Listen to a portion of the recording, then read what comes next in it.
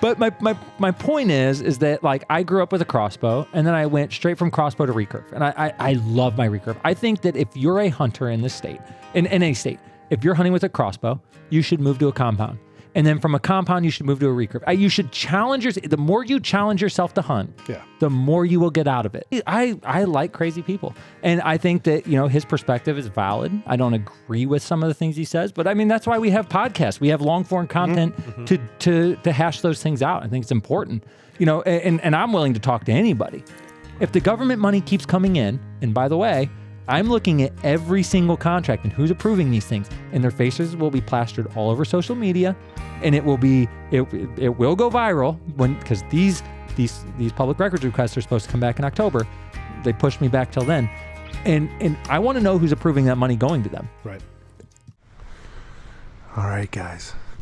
Welcome to the Deer Shop Podcast, presented by Siman Brothers Outdoors and the Leaky John Boat Company. He went and watched a movie that has a $200 million production budget, and then the next thing he watched was our video on YouTube that has a $0 production budget. This is the first buck I've shot in over 10 years. Your track job was the first fun track job. That kind of I think part of my life was influenced by that night. Then you miss him 3 times with a rifle at 70 yards on video for the whole world to see. Yeah, that's what Caleb did. 5 years ago, we couldn't shoot a deer at 100 yards with a slug gun. Now you're shooting turkeys at 100 yards with a shotgun. Joey takes the shop is closing up. Make sure he takes all his right antlers. You can't leave anything. All right, guys. Deer Shop Podcast, episode 140. Rack Junkies, Stephan Zeigler. That's right. Correct. In studio today, we're going to talk about controversy and corruption in the outdoor world. I feel like it's a broken record when I keep saying this, but it feels good to do them in studio because I feel like we haven't done a bunch in studio, and this is just the preferred setting. I love getting in. We're in the deer shop. Weather's nice. Summer velvet bucks are on their way. I've been looking at Stephan's posts on Rack Junkies for like 6-7 months now, and I didn't even realize that he lived 35 minutes away. So we were having conversation back and forth about being on a podcast, and I was like, we can do, he has an Apple phone, so we're gonna have to do the whole, FaceTime thing, screen record off an iMac, and we're not exactly very tech savvy, and we usually mess that up when we try to do it. Then I looked at his location, and I was like, wait a minute. Come over. We are in the same time zone. We can make this thing happen. So the drive wasn't too bad, huh? No, 35 minutes to get here. It was. I didn't know you were that close. It was like, what, yesterday or the day before? You're like, hey, are you right down the road? Like, yeah, I am. That means we're doing our job right and not giving away too much information. Too much. I know all the locals are listening. Like, I know exactly where they're sitting. I'm going to drive by and honk my horn tonight. But that's a good thing that it's not too well known exactly where we are. But that's just the game you got to play in this, the podcast world. I'm going to keep business short because we got a lot of stuff we can get into. Thanks to everyone who watched our turkey series this spring. Far and away our best year, killing birds, filming birds, putting out YouTube content. It was a lot of fun. Couldn't have asked for a better spring. So everyone who watched that, thank you very much. We're switched over to deer mode 100%. Food plots have been mowed. All the minerals are refreshed. Most of the cameras have been changed out. I don't even care what a turkey looks like anymore. It's velvet bucks, deer hunting. Luke on the Leaky John boat has been fishing a ton. I don't know how much filming. Was he filming that saw guy fishing he was doing the other day? He just released a video, so he's got a couple out this year. Yeah, he's been releasing videos, filming a bunch. Walleye, saw guy. I think he's got to be going after the smallmouth bass here soon, I would assume. It's about time for that. Jay's on his way back from the west. I won't give away the exact state, but it's some of the ones we're talking about today. If you didn't buy a shirt, he's going to have a new release later in the summer, I think. But these ones, the turkey and the bear, are done forever. So if you haven't got one, you're not going to get one. Isaac, anything to add to that? Nope. There wasn't very many comments this week on YouTube, so nothing to complain about. Yeah, there was just a couple, but we didn't have a whole bunch of... Some people asking what county we were hunting and stuff. We're not going to answer that. I kind of gave them some... Like, if you're going to ask on a YouTube video, like, where are you hunting? What county? What township is that? I know what mile mark... Like, just don't. Don't do that. Stop. If they watched a couple videos, they could figure it out. We've had people figure out pinpoint hunt where we were hunting out west just from the way mountains look. Did you know, this is a quick fact, did you know that in the contiguous United States, you can only go 21 miles between roads? Yeah, it's in Idaho. Where Jay was hunting. Yeah. Probably not where Jay was hunting. It's in Idaho. There's a 21-mile stretch somewhere in that panhandle in between roads. That's as far as it goes in the entire United States. I'm sure it's in the Frank Church Wilderness. So it's not that hard to, people are going to find you in this day and age. So we try our best. Every YouTube hunter that walks in 10 miles to elk hunt is lying. Yeah, because you can't really. Well, I guess you could technically. You can, if you're walking past roads. Yeah, like we're 15 miles back on this pack. There is several. Well, you people paralleled the road for 14 miles and then went here. There is places you can do it, but not a whole lot. Yeah. All right. Anyways, we're gonna get right back into the topic we're here for. Stephan Zeigler, Rack Junkies, DeLong Lures, Kill Shot Coffee, in the studio. How are you doing, buddy? I'm doing great. It's been a crazy spring in the last 6 to 8 months when the Rack Junkies thing really took off. So it's been fun. It's been about, so the time that I've been seeing the posts is about when it started going viral for you? Yeah, so we used to do about 60 to 80 million views a month. Okay. And that was between Rack Junkies, the Hunting News, the Sportsman Party. My business partner, Aaron Futrell, he's a Purple Heart vet. He runs the Sportsman Party. He kind of does a little bit different thing than me, but he's really red, white, and blue logo, yeah. kind of like the political party type logos. Yeah, okay. Yeah, we cover a lot of politics on there. That's all him. And then our DeLong Lures Facebook page.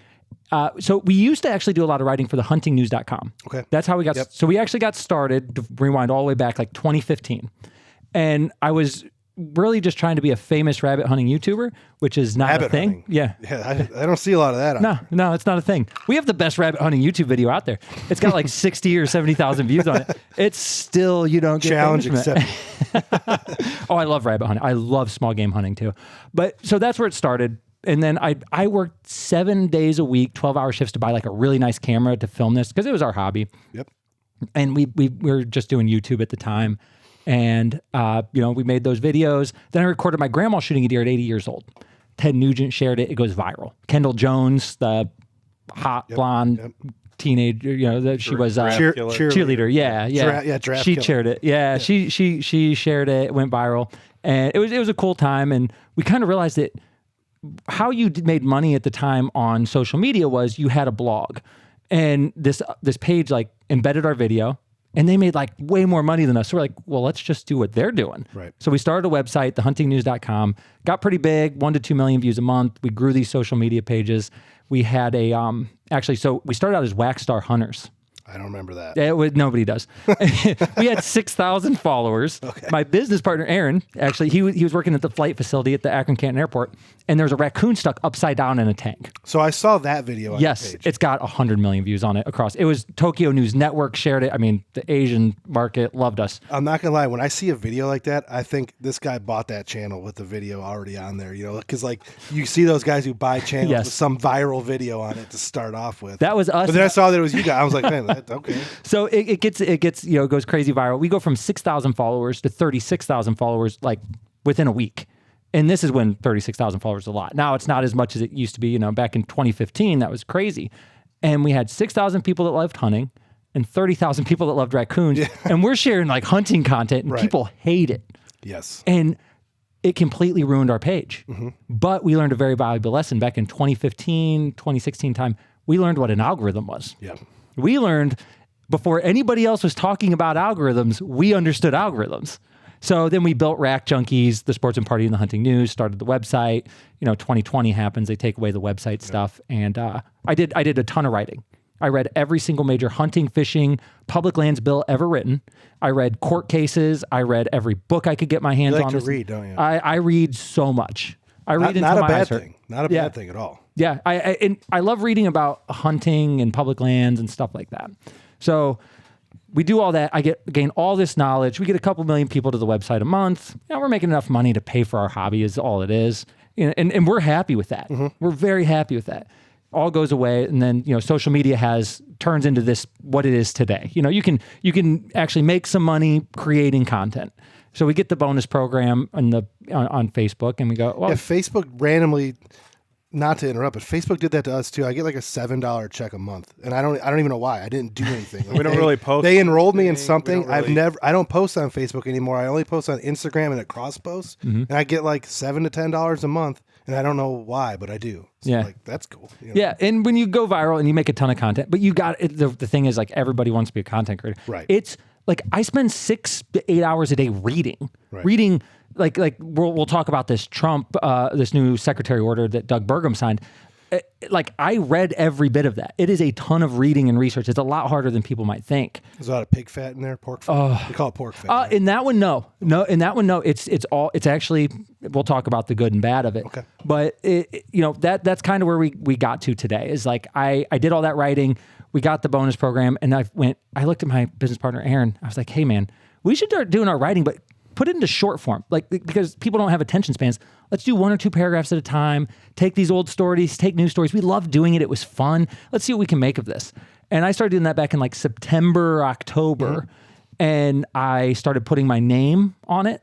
Yes. Which you always end it with Stephen Zeigler, DeLong Lures. Yeah, Stephen Zeigler, outdoor rider, owner DeLong Lures, right? And so I get free advertising for my social media. Who's Tony Booher? Tony Booher? B-O-H-O-O-R. I don't know who he is. He shares your stuff with your name on it like all the time. Yeah, he like steals it and shares it. My stuff gets stolen all the time. But your name is still on the bottom. That's why I don't complain. Because it also ultimately points back to, we're big enough now that it doesn't really matter. He's making money off of those posts, off of my work. He is, but ultimately you can't stop it. You can just make money off these Facebook posts if enough people click on them. Yeah. Is that how that works now? Yeah. I have no idea how. Like I know YouTube very well. Yeah. So I know exactly how YouTube works. The Facebook, Instagram thing, I have no idea. I'll show you when we're done here. I haven't played with that. I hate making shorts. That's why. I hate making we're long form guys. Yeah, I hate making short form. If we had to do this for a living and we had to like make money and hustle, then maybe we would try short form. But it's just that's not our game at this current time. Well, and I don't have to make money at this either because my fishing lure company is doing well because of the free advertising. That I'm the only person that figured out free advertising on Facebook, and people are going to pick up on this eventually. But basically. That's kind of how I avoid sponsors because I do not have sponsors. And when you have 1.2 million followers total, you're getting hundreds of millions of views a month. Do you get that Tidewee email every week? No. I get an email from Tidewee every week like, please collaborate. We'll send you a blind for, it's just like emails like that all the time. Oh, I get a lot of, get people. Like, I'm just out. I'm out on it. Here's the thing. I get so much free stuff sent to my house. Yeah. Like, and I do, and I make videos on it. That's why. Like, I mean, I had so many viral videos from going to shows, just showing off people's product. I don't charge them for it. Right. I don't want sponsorship money because I love my freedom to say and do whatever I want way more than I want money. And here's where it happened because the hunting industry doesn't like me. They've hated me for a long time, and it started back. Hate you? Oh yeah, listen, people love me. Trust me, I get more love and hate I think than anybody in the outdoor industry right now. I had who was it? I can't remember, but anyways, I get all this free stuff, and that's what I was gonna say. When I was running the website, I criticized Cabela's. Cabela's came out with a memo that said, do not share hunting pictures if you shot something in Africa. And somebody sent me the memo. People get real chatty with me. They send me inside information all the time. I get phone calls. I get emails. People want to have that connection back. Yeah. So many celebrities or whoever they'll send them messages and they won't ever get a response. So if you engage someone, you have a follower forever. Yeah. You know what I mean? That person is now always every once in a while send you just a little thing here and there, and it's a big deal. So they sent me this memo showing that, and I'm like, I don't like this. Yeah. Well, we were using like a third-party advertiser on our website at the time, and our banner ads were making like 75-80% of our money. Mm-hmm. They would put Cabela's posts up. They put Cabela's ads right across the top of our website. I put that thing criticizing Cabela's, and I ended up getting called for the COO of Cabela's.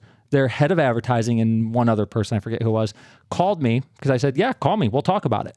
And they told me, they went on this whole big long rant. Like, this was not a corporate thing. This was one store. I said, okay, so are you saying that you don't agree with it? And they said, absolutely. Okay, I'll write the post on it. Right. But people took all these screenshots of Cabela's advertisement across the top of my website and me saying Cabela's is anti-hunting, right? It was a little inflammatory of a post, but they dropped me, lost me, I mean, but I didn't care. I had a good job at the time. I was making good money. I care about my freedom to say whatever I see is true.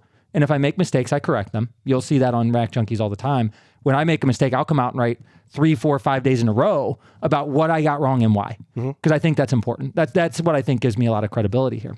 And so that whole thing happened, and the industry didn't really like me. But all these small businesses I promoted through these shows, like at the Great American Outdoors Show down in Missouri, those things went viral. These companies made a bunch of money, and they offered to pay me. They offered to be sponsors. And I told them, I appreciate it, but I'm doing all this stuff for free because I don't ever want to feel reliant on that money, and I don't want people telling me what to say. Right. And when you start poking at some of the most powerful people in the country, like I'm doing right now with Governor Gene Forte in Montana, the National Deer Association, Jason Sumner's the head of the Missouri Department of Conservation. My businesses have been audited. I've had ODNR officers show up to my shop in unofficial capacities, talking to me about taxes. Didn't make sense at the time. A few weeks later, it did. But those sorts of things start happening. Trying to Al Capone you there. It's real clear to me now, but it wasn't at the time, or I would have recorded it. I'm kicking myself for not doing it. So that's kind of how Rack Junkies came to be what it is. I have the hunting news as well, but I put my rehash. If you miss, it's essentially like the TNT. It's like if this one gets banned, I'm going to this one. Like it's your It's like your back page. Yes, like your second account. Follow the hunting news, because if Rack Junkies ever has a problem, I'm going there. I still have recommendations. I got a lot to unpack there. All right. Yes. Sorry. No. At any point. No. It's good because I get hyped up. I get a lot of criticism for over talking on our podcast. So someone else is going to blow me out of the water. I don't think that's going to happen today. No, it's not. I'm all for it. Stop I me, I like the high energy. For one, I hate shopping at Cabela's, so I'm glad you say it. If you want to buy Cabela's brand boots with Cabela's brand pants and Cabela's brand hat, it's a good. And now it's Bass Pro brand. So it's just I hate how Cabela's doesn't have anything that I want. I mean, it's a fact. It's just not everything I want. You were talking about algorithms and catering to the wrong audience. We love telling stories about local bucks that we chase more than anything in the world. I love turkey hunting. I like fishing for carp and catfish, and Luke likes fishing for smallmouth bass. Our audience only wants to see us getting drunk at deer camp and shooting 6 points. That's all they want to see. That is our audience. All they want to see is us shooting these West Virginia bucks. They love those videos. They get 25 times more views than anything else we do, and it's just the way it is. So I understand. We still do both content, but they love the deer camp stuff. And that's the normal guy, though. It is. And I love making the deer camp stuff, but it's only a week at a time and little trips here and there. Like I got the rest of the year to fill out with content, And it's just funny how, turkey hunting did good for us this year, but usually turkey hunting, the metrics just go to the floor until the first velvet bucks start popping up and then and they go back up. We were just talking about this before you showed up, and maybe you could shed some light. I was going to bring this up too. Because you may know. What is, old hunting TV industry? Cabela's. Realtree Bucks, Lee and Tiffany, all that stuff. What is the big allure there nowadays? And do people still watch that? Is it just because it's available on the Outdoor Channel, that's what people click on the TV and watch? Because you watch one of those shows, and it's a 30-minute commercial that's terrible. They may shoot a giant buck out of a manicured food plot with a blind and stuff, but hey, I did that. Is there something there that stays relevant these days, even though? If you're over 65, that normal person you talk to doesn't want to watch. That's what I told. That's what I told Isaac. It's probably there's 80,000 65-year-old dudes that just turn it on in the morning and sit in their recliner, and that's the only reason that industry exists. Because nobody our age or younger, I don't know a single person that watches hunting on TV. I remember when nobody. We were at deer camp in West Virginia, and we finally got service down there so we could watch TV or whatever. Yeah, we watched Terry Drury, whatever his show is called now, and it was just Deercast. The Deercast says. He mentioned this app, this Deercast app, 100 times in this 30-minute episode. It was the worst television I've ever. And it's sad because 20 years ago, sliding in a VHS of Drury Outdoors was the coolest thing ever. It was the best hunting content I've ever seen. It is. But fast forward now, you don't want to meet your heroes, because their shows are just cringy bad, and I can't watch them. But someone's still paying them a ton of money, obviously. Yeah, they put all their stuff on YouTube. I think a lot of them have social media platforms too. Well, these guys, so we have TV in the background, Midwest Whitetail, that they kind of started that, right? They were the ones that said, you know what, we're going to go to the internet and take our stuff off the network. So they were one of the big sponsored shows that came to the YouTube platform kind of first. Yeah. Do they still keep their same mantra? It's still a big sponsored show set up like the Outdoor Channel, but it's on YouTube more than it is on. And you're the people you can reach, like you're talking about, the reach on Facebook, the reach on Instagram, is 100-fold more than you'll ever get on TV. You're not going to reach anyone on network TV except for someone who's buying the Outdoor Network, and who has cable with the Outdoor Network anymore. I don't. Right. I haven't had it for 15 years. I grew up on it. I don't know if you would know this any more than we would. What kind of viewage do those shows get? Do you have any idea? I have no clue. A Terry Drury show on the Outdoor Channel, what is it getting? 50,000 views? Is it getting 5,000? Is it getting 1 million views? Well, how many people watch that? I wouldn't think 100,000. No, because a network TV show like I know that like a regular network TV show, like a daytime show or an evening show, not like one of the hit series, but I mean, they're getting like 1 to 3 million-ish viewers. So there's no way the Outdoor Channel even gets close to It'd be funny if you saw the stats and like, oh, they got 2,700 views that night, and that was it. That wouldn't surprise me. Yeah. It's YouTube now. Like you got to be on YouTube, and I think most of those channels are. I think most of them are posting. Yeah, they stuff on do. YouTube. I think they basically like they still make the 17 episodes that are 22 minutes of content, 8 minutes of commercials. Like they still do all that, but like I think all that a year later gets cross posted. I do hate when I'm scrolling YouTube and I see like a cool thumbnail, like it's going to be a nice elk hunt, do it yourself type deal, and you click on it, and then like the first thing that pops up, you're like, damn it, Bushmaster. It's just an Outdoor Channel show that they, Yep. It's got the cheesy 90s intro and sponsors and that. I grew up on that stuff though. I remember watching Jim Shockey with my grandpa. Well, yeah. What's his big show that's Uncharted. Uncharted, yeah. In every episode. Yeah. Funny story. We did have a Facebook post go somewhat viral, a picture of ours, and Jim Shockey shared it on his Instagram. Jim Shockey And shared 10 my years stuff, ago, too. that was the coolest thing. Like to me, 10 years ago, Jim Shockey shared my picture. It was the greatest fucking thing ever. But like now it's like celebrities are sharing people's stuff every day. It got us it kind of lost. It got us like 12 more followers. Want to hear the coolest thing that's happened to me? This is just for me personally because I grew up on Ted Nugent. Okay. We would go rabbit hunting. I'm going to bring up Ted Nugent. Okay. He called me the other day. It was like the greatest moment of my life. I had talked to him for a half hour on the phone, and I'm like, this guy is awesome. He's just like he is on Facebook and his rants and everything. Truth, logic, and common sense, genuflecting the creation of, all of that. That's who he is.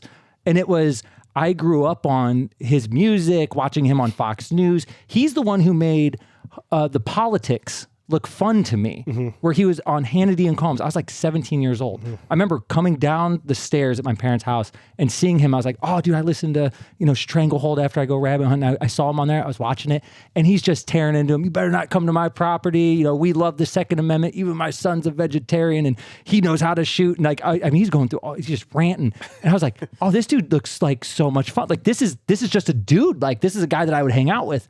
I remember seeing that. And then when he actually called me, and we can get into that later about how, I had a lot of pressure on me, my business is being all that stuff.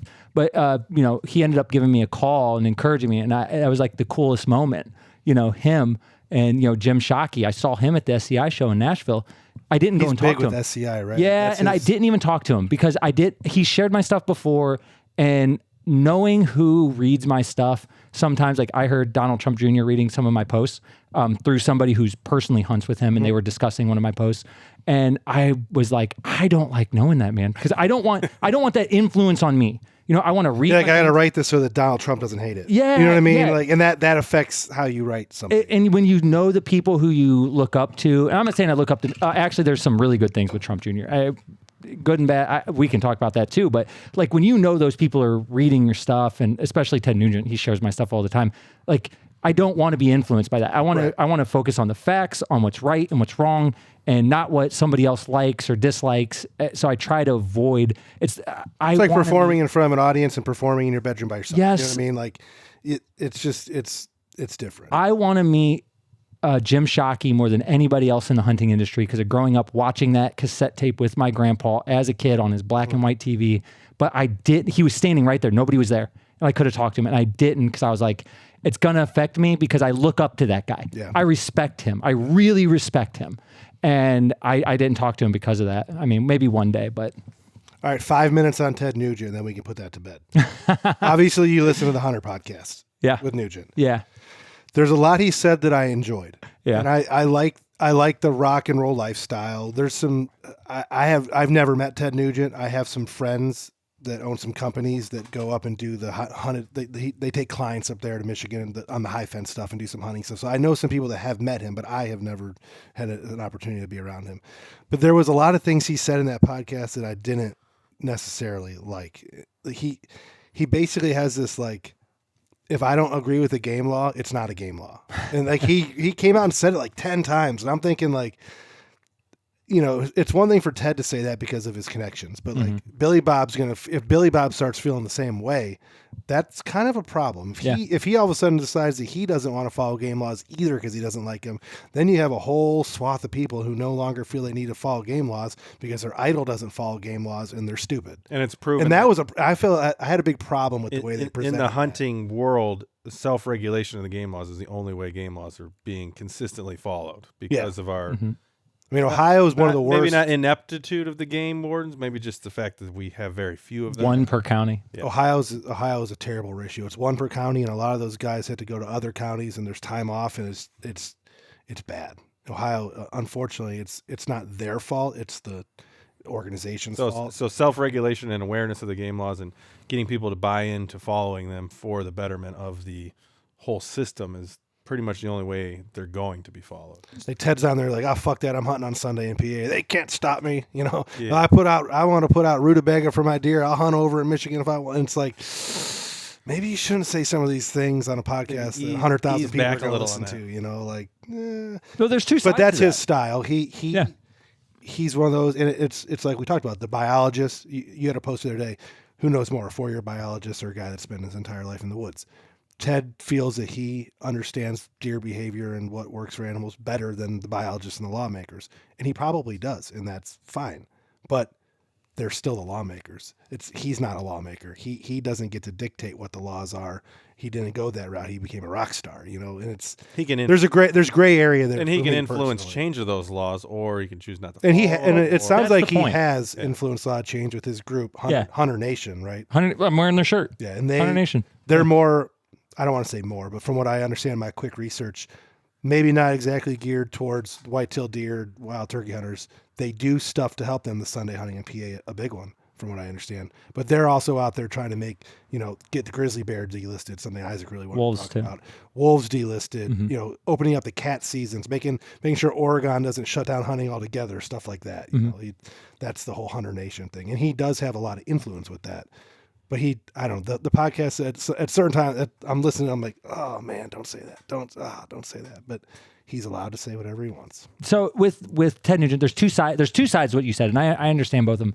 With Ted Nugent, we need somebody who has that kind of reach, who is going to push back against the government. That's how our country was founded. Yeah. I mean, go read. Throw that tea in the harbor. Yeah, exactly. Yeah. Exactly. And when we're history guys, so that we're going to know all that. Yes, exactly. And he comes at it from that perspective. And I love the video of him in Michigan standing over, because they said you can't bait, and he's dumping out a 50-pound of corn going, come and stop me. Come and do something about it. Like, he's challenging the government, and I love challenging the government. But he's also smart because he knows that he could just do all that on his high fence ranch when they come to get him. Be like, the pile's over there. Like he can manipulate it so that if they do come and knock and he actually was in the, you know what I mean? Like Ted texts me sometimes. I wouldn't bet that he's asking. No, I promise you what he wants is for them to give him a ticket. He wants them to give him a ticket. That's his brand. That's his the bear hunt. The bear hunt was a perfect example because what he did, was it wrong? No. It wasn't. If it was in Pennsylvania, would it have been against the law? No. But in that state where he was, it states that if you draw blood on an animal, you're done hunting. Blah blah blah blah. And he just kept hunting, and then he killed the same bear. And he likes to say that it wasn't poaching, but like it was by the letter of the law. Yeah, poaching, 100%. 100%. He just doesn't believe in that, so for him, it's okay. Yeah. And if you can justify it, it's not a lie, right? I think that. Well, I mean, if you take a lie detector test and afterwards you forgot, it's like, oh shit, I did. Oh, fuck, but you at the time you just forgot. Is it a lie? It's one of those things where I like that he's there. You're absolutely right on the fact that, like, if the average Joe goes out and do this, look, dude, you're just going to lose your hunting license. You're going to be screwed. And if you do what Ted Nugent does, it's not going to work out the same way for you. That needs to be very clear. Yeah. But we also need people that are pushing back against game agencies. Yeah. Because game agencies have gotten out of control in this country. They are. There's no trust left with the game agencies. Trust me, and I'm in the process of doging every single game agency in this country. And Ohio, where we're at, is going to be for September, October, when I know the algorithm favors me the most. Yeah. Because Vivek Ramaswamy, who's running for governor, and the Ohio Division of Wildlife have a special place in my heart now, since he didn't answer my question and blew me off. And his campaign manager, Jonathan, keeps telling me he's getting on a plane every time we text, which is such a coincidence. 3 times I text you, you're just getting on a plane. Sorry, I can't talk right now. Yeah, you're a coward and you're not trying to talk to me. I'm going to force that campaign to talk to me.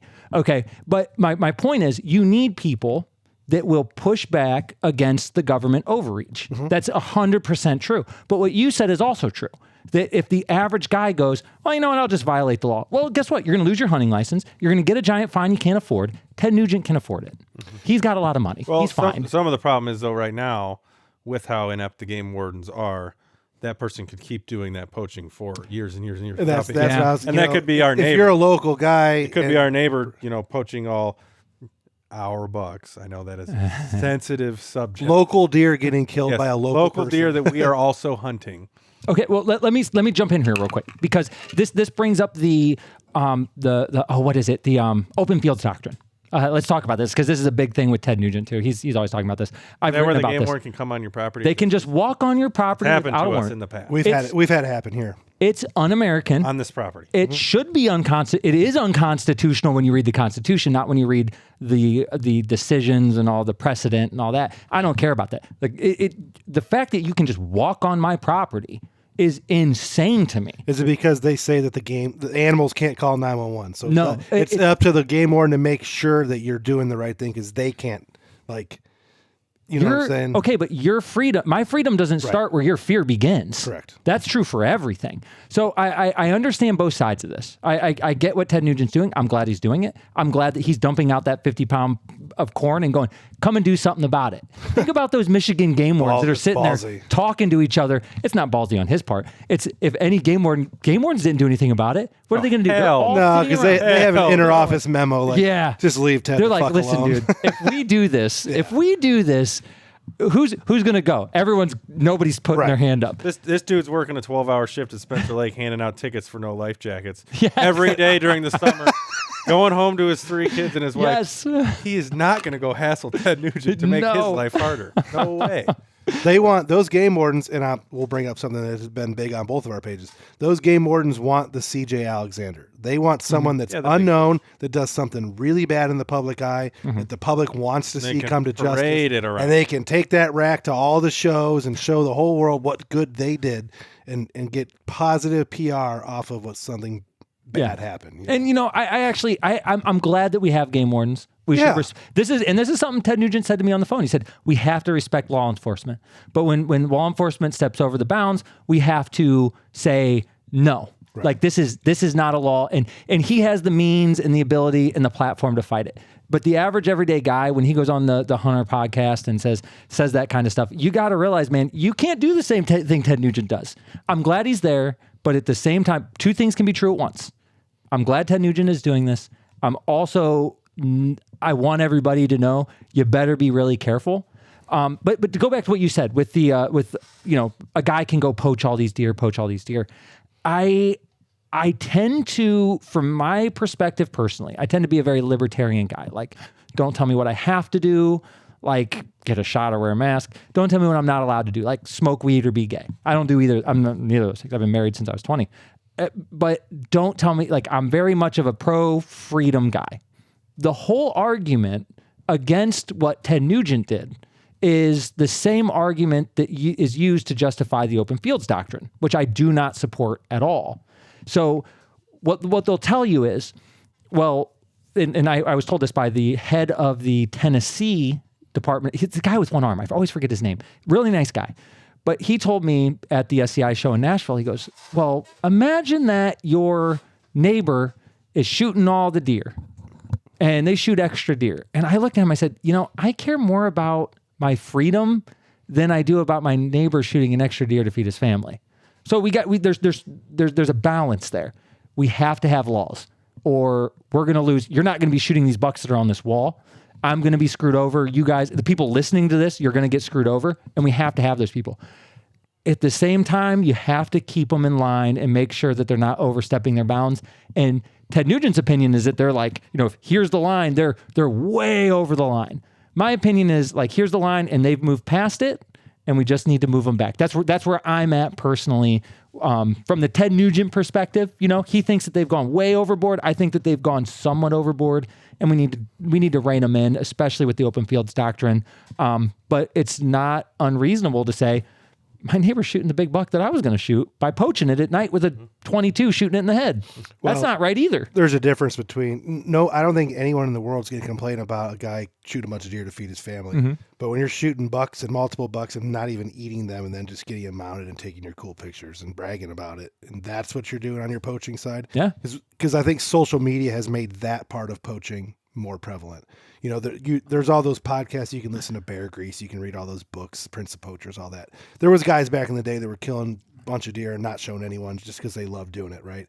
But Instagram and social media has made it so when you do something, you show people for the likes, the clicks, the money you can now make on Facebook for some reason when you don't even know how you're getting a check. Like all of that stuff has made it worse because people aren't out there shooting does to feed their family. I don't think there's people in this county are barely shooting does to begin with, which is a problem. That's a fair point. That's a project. That's a conversation for another. I agree. I completely agree with what you're saying, and I'm just pointing out the fact that when I come at any topic, any of the topics we talked tonight, I try to come at it from, okay, let me see it from this person's perspective. Let me see it from that person's perspective, and this is a good segue into the Trump stuff right now. I put up a post.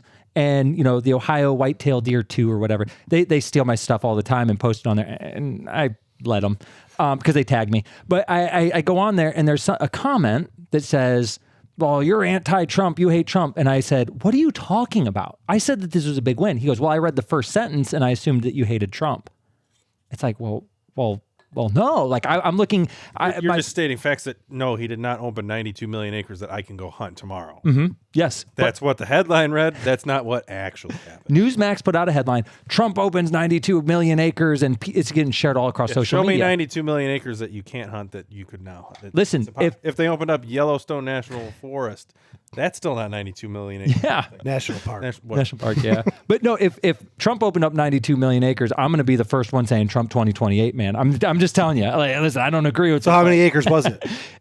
So it's mostly. I haven't got a total because you have to go through. So basically, how this works, and this is why I spent all day reading, is there's about 1,500 new opportunities. Now, those opportunities could be up by Cedar Point, north of where we're at right now. Yeah. There's 2,455 acres, I believe. That swampy stuff on the it's up against the lake. Yes, but you can go in and look, dude. I mean, nobody's hunted that in how long? You can hunt whitetail deer on 900 acres of it now that you couldn't hunt before. This is a huge thing for waterfowl hunters, I know. Yeah. Because I have a buddy that hunts waterfowl up on Lake Erie, and all that land, they could anchor their boat. They have to be 60 foot off the shore or something. They're allowed to hunt there. But now, if that does open up, they'll be able to, step up and hunt just right there. Yes, and that's a huge win for hunters. Two things can be true at once. Trump didn't open up 92 million acres of public land, but this was a massive win for hunters. We have so much more opportunity. I don't have yet, because I have to, again, it's 1,500 different files I have to upload to. I upload them up to ChatGPT and have it like search, and trust me, there's issues with ChatGPT. Boo, AI, boo. We'll talk about AI and how I use it, because it's a super helpful tool, but trust me when I say I put things in there and it tries to tell me, like, you can't say that. It has a narrative. Do you ever fact check AI when you know something's true Yes. and you ask them a question? Polar They're bears. just completely wrong. Polar It's like, bears. no, that's not even true at all. Polar bears. Polar bears is the number one example. So when I first started doing the writing again, what I would do is I write all of my own stuff, right? In fact, my first post of the day is my favorite one to do. And well, now it's the investigative stuff at the end of the day. But my first post, it's like my opinion. It's completely random if you read Rack Junkies' first post. So what I'll do is I write it out by hand with a pencil and a piece of paper. Wow, what's that? And then it's how I think. It's easier for me. And then I will type it on there. And when I was first starting back in like September, I would take that and go, man, I don't have an editor. Let me just use this ChatGPT thing as an editor. I wrote a post on polar bears, and it was, there's the highest number of polar bears ever recorded right now. Mm-hmm. It's insane that they're on the endangered species list. They're mixing with the brown bears now. They're actually breeding other species. The broilers, broilers or growlers. Crossing, 100%. So what I did is I put it in there and I said, okay, hey, give me some tips on how to why this doesn't quite flow right. What do you think? And I was using it as an editor. Now, mostly now, my mom has a PhD. She's a teacher. She's brilliant. So mostly I use her a lot. I should pay her, but like I don't, thanks mom. But she's a brilliant person. And I was putting that stuff into ChatGPT, and in September and October, I was using it as an editor, and I put that polar bear post in, and it said, and I haven't talked about this on a podcast, how I use AI, but I put it in there and it goes, well, you can't say that. It changed your opinion. It changed my your opinion. in your article. That was when I switched from AI helping me be my editor back to Grammarly, because I used to use Grammarly. Grammarly's great. And I use it to make sure, because as soon as you misspell a word, when you get, 2, 3, 4 million views on a post, You lose the audience, and all they do is talk about your grammar. Yeah, exactly. You're like, dang it, dude, that was so dumb. I used, should you wear gloves while gutting a deer? And I put WHERE for wear. And it was 1,000 comments of like, wear your gloves? And I'm like, my wife will screenshot my Instagram post and be like, you misspelled this word. And it's like, oh God, okay. Imagine. I mean, fair play, fair enough. Yes, but imagine your mom having a PhD who homeschooled me as a kid. Yeah. And who checks my stuff, texting you going, you're my son. I expect better than this from you. I'm like, oh, mom, come on. But but anyways, so like it changed my opinion. It goes, you can't say that. Polar bear populations aren't up. I'm like, but they are. And it said, well, no, look at these local populations are down. I said, yeah, population shift, but overall populations are up. Yes, but this was the exact quote that pushed me away from ChatGPT. I'm trying to protect your credibility. I went, oh no, this is a problem. This was back in October. It's Terminator stuff. I went here now. In fact, I stopped. I didn't even write about polar bears. I waited until January to redo the series because I was like, this is a problem. Yeah, it's a real problem. Now I will upload data and public records to ChatGPT and say, hey, I'm looking for this, and this. Find it for me. Yeah. And then you have the primary source documents. So, like when I uploaded the Wyoming data, it was like for the CWD stuff. It was 2,000 pages on like 10 different documents. Okay, well, I could write one post per year. Yeah. I said, find me this. And it found it to me, gave me the page number. I go look it up. So that's how I use AI. Yeah. I haven't talked about that on a podcast. That's a smart workflow kind of thing. Yes, exactly. I think, we don't have to go on a tangent about AI, but for people like us that create stuff and do stuff and like to work with our hands and build things and have media, AI eventually is going to replace us. AI is going to be the devil for us because eventually it's going to be able to do everything we want to do better than us, and no one's going to care what you do in real life. And right now, I mean, hopefully people do. Just in our small little space of what we do, it's completely taken over thumbnails on YouTube. I hate them. I won't watch a YouTube. I no offense to anyone out there, and I know there are people listening. If you have some crazy AI thumbnail on your video, not watching. And with a lot of these videos nowadays, it's writing scripts for these people. It's editing the videos for them. Pretty soon, it's just going to be generating deer getting shot. Well, there's already. I keep running into AI music on YouTube on accident. I'm not trying to listen to AI music, but it enters itself into your playlist and stuff, and up next, and then you're like, man, this song's pretty good, and you look and you're like, ah, damn it, it's not real, like right. And a lot of these videos, they start off with a really heavy monologue before the video, and you can completely tell it's a script that is completely AI generated, completely for the algorithm. Yep. Like, this trip we're flying on a plane to go, it's I've heard the same thing 20 times on 20 different. It has a very distinct pattern with AI. So and it might be the host actually saying it, but it has the same feel to it. I think, honestly, that one of the reasons why Rack Junkies really took off was that I didn't use AI to write all that stuff. There's so much AI content on social media it's the majority of it. This last deer season, I was just mocking it openly. And those were the posts that would go the most viral. There was it was a bunch of pictures of these girls with their boobs hanging out in the snow. They're not real. Holding these giant elk. And I was like, and there would be all these comments, every single time. Oh, that's too nice, Rax, right? It's like, guys, come on. Like it can't be that dumb. Every once in a while, perfect example, Hannah Barron, right? She makes her videos now on her paddleboard. She's got the cup. She got this cup right here with the Chatham Fire Department. 37 of the same videos. She got this cup right in between her legs. And you read the comments and it's like 10%, like, you go, girl. 10% are like, how's the fishing? 80% are move the cup. God dang, cup's in the way. So every once in a while I'll click on like who says that, right? So I click on it. And it's like it's always some 50 to 75-year-old man. Bags now. He's living with like This is where we get our entertainment. this fat old wife, and he's got a picture of a little dog in his profile, and Not a it's just- recliner, blue one. Yeah, and it's the same person every single time. I don't. They might be Every AI time. people. I don't. They might not even be NPCs, right? No, those are real. That is a huge percent of our population. We know. They're the I guys think watching the Outdoor Channel. Yeah. Same guy. Same exact guy. No, it is. Dude, you cracked the code. That's who it is, exactly.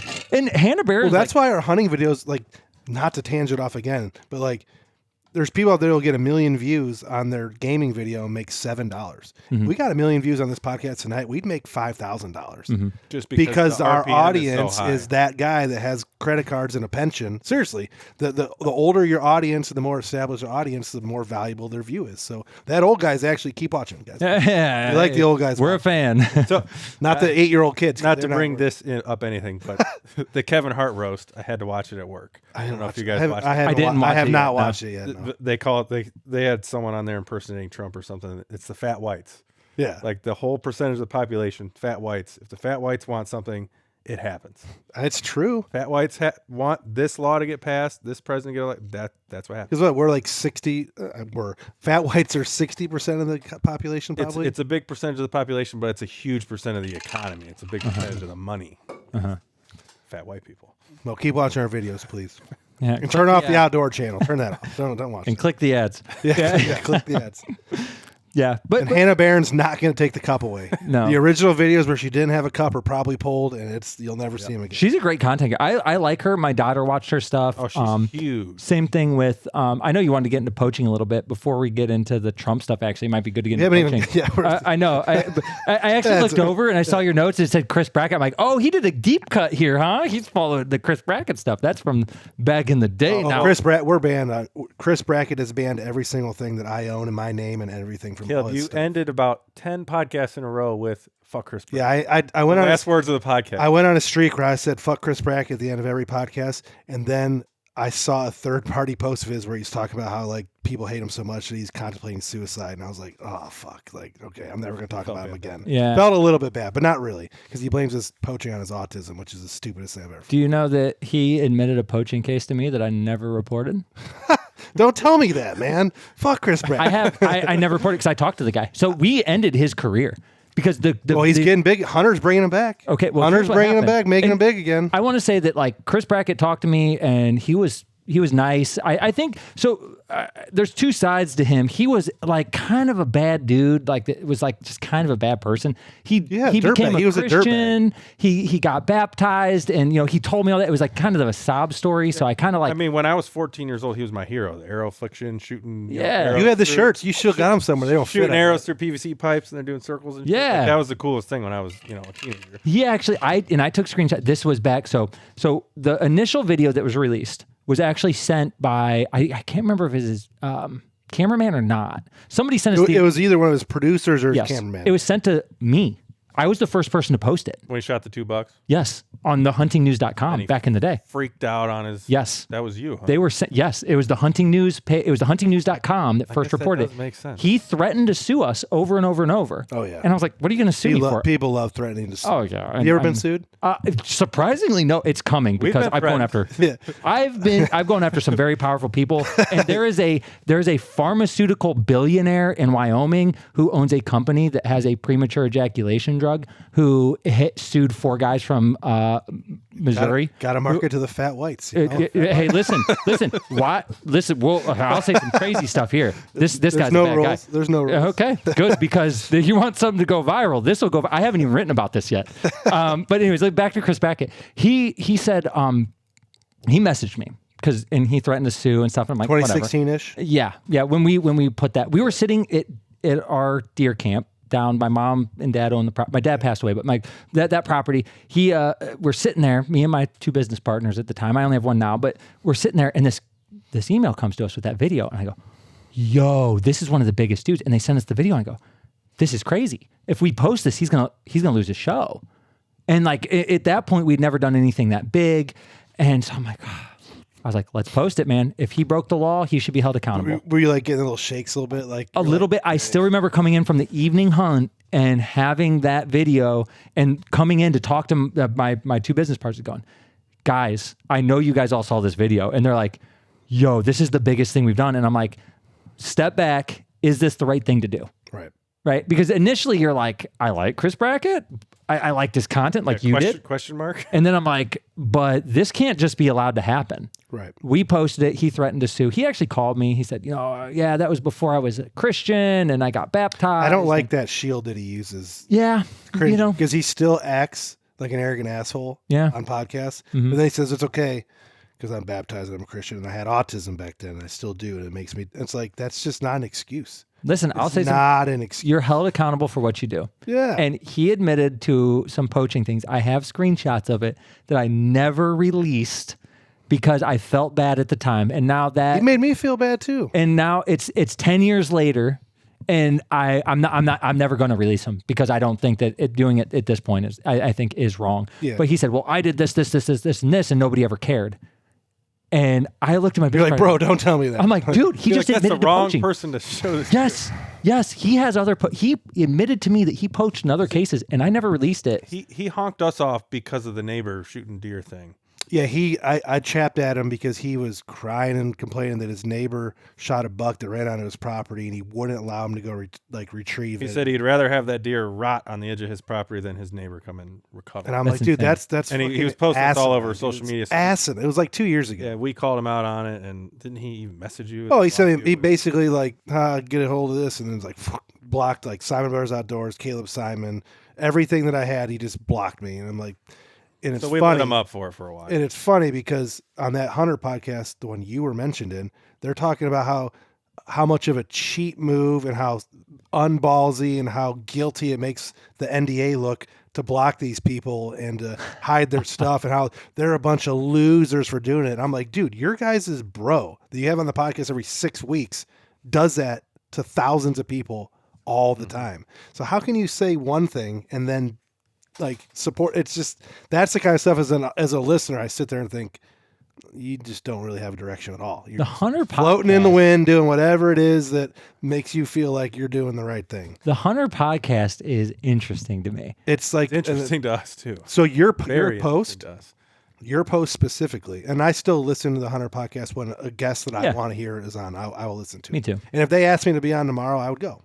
But Me too. they. Like your posts about the Hunter podcast, no one gave a shit about your post. Every comment was just "fuck Hunter, worst podcast ever." Fuck these dudes. Every single comment was just an anti-Hunter comment, Biggest and outdoor not podcast like, there is. "Oh, that's cool that you were on there. Like that's good, man." Like, no, they were just tearing Hunter apart, and I have a little bit of I feel that way about them at times. You know what I'm saying? Like because they do it on purpose. They do. They know exactly what they're doing. Yeah, and look, I would love to go on there and talk to those guys. 'Cause I've listened to a bunch of their podcasts. I have a feeling you'll end up on there. Probably.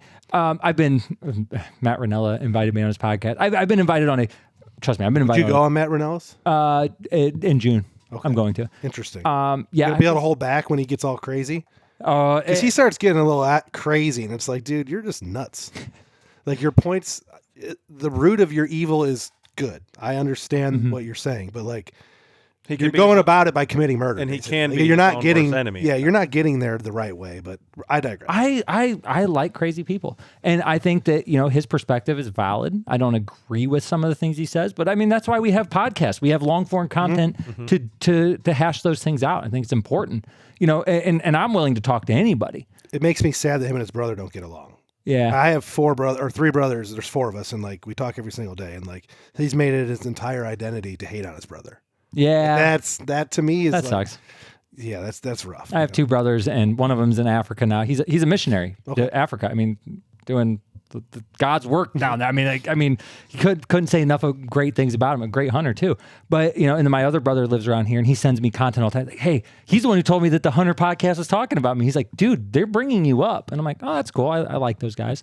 I don't agree with everything, but I think that it's important. And this is kind of getting back to what Rack Junkies is really about. Is that there's this thought in the hunting community. We got to come together. And I agree with that.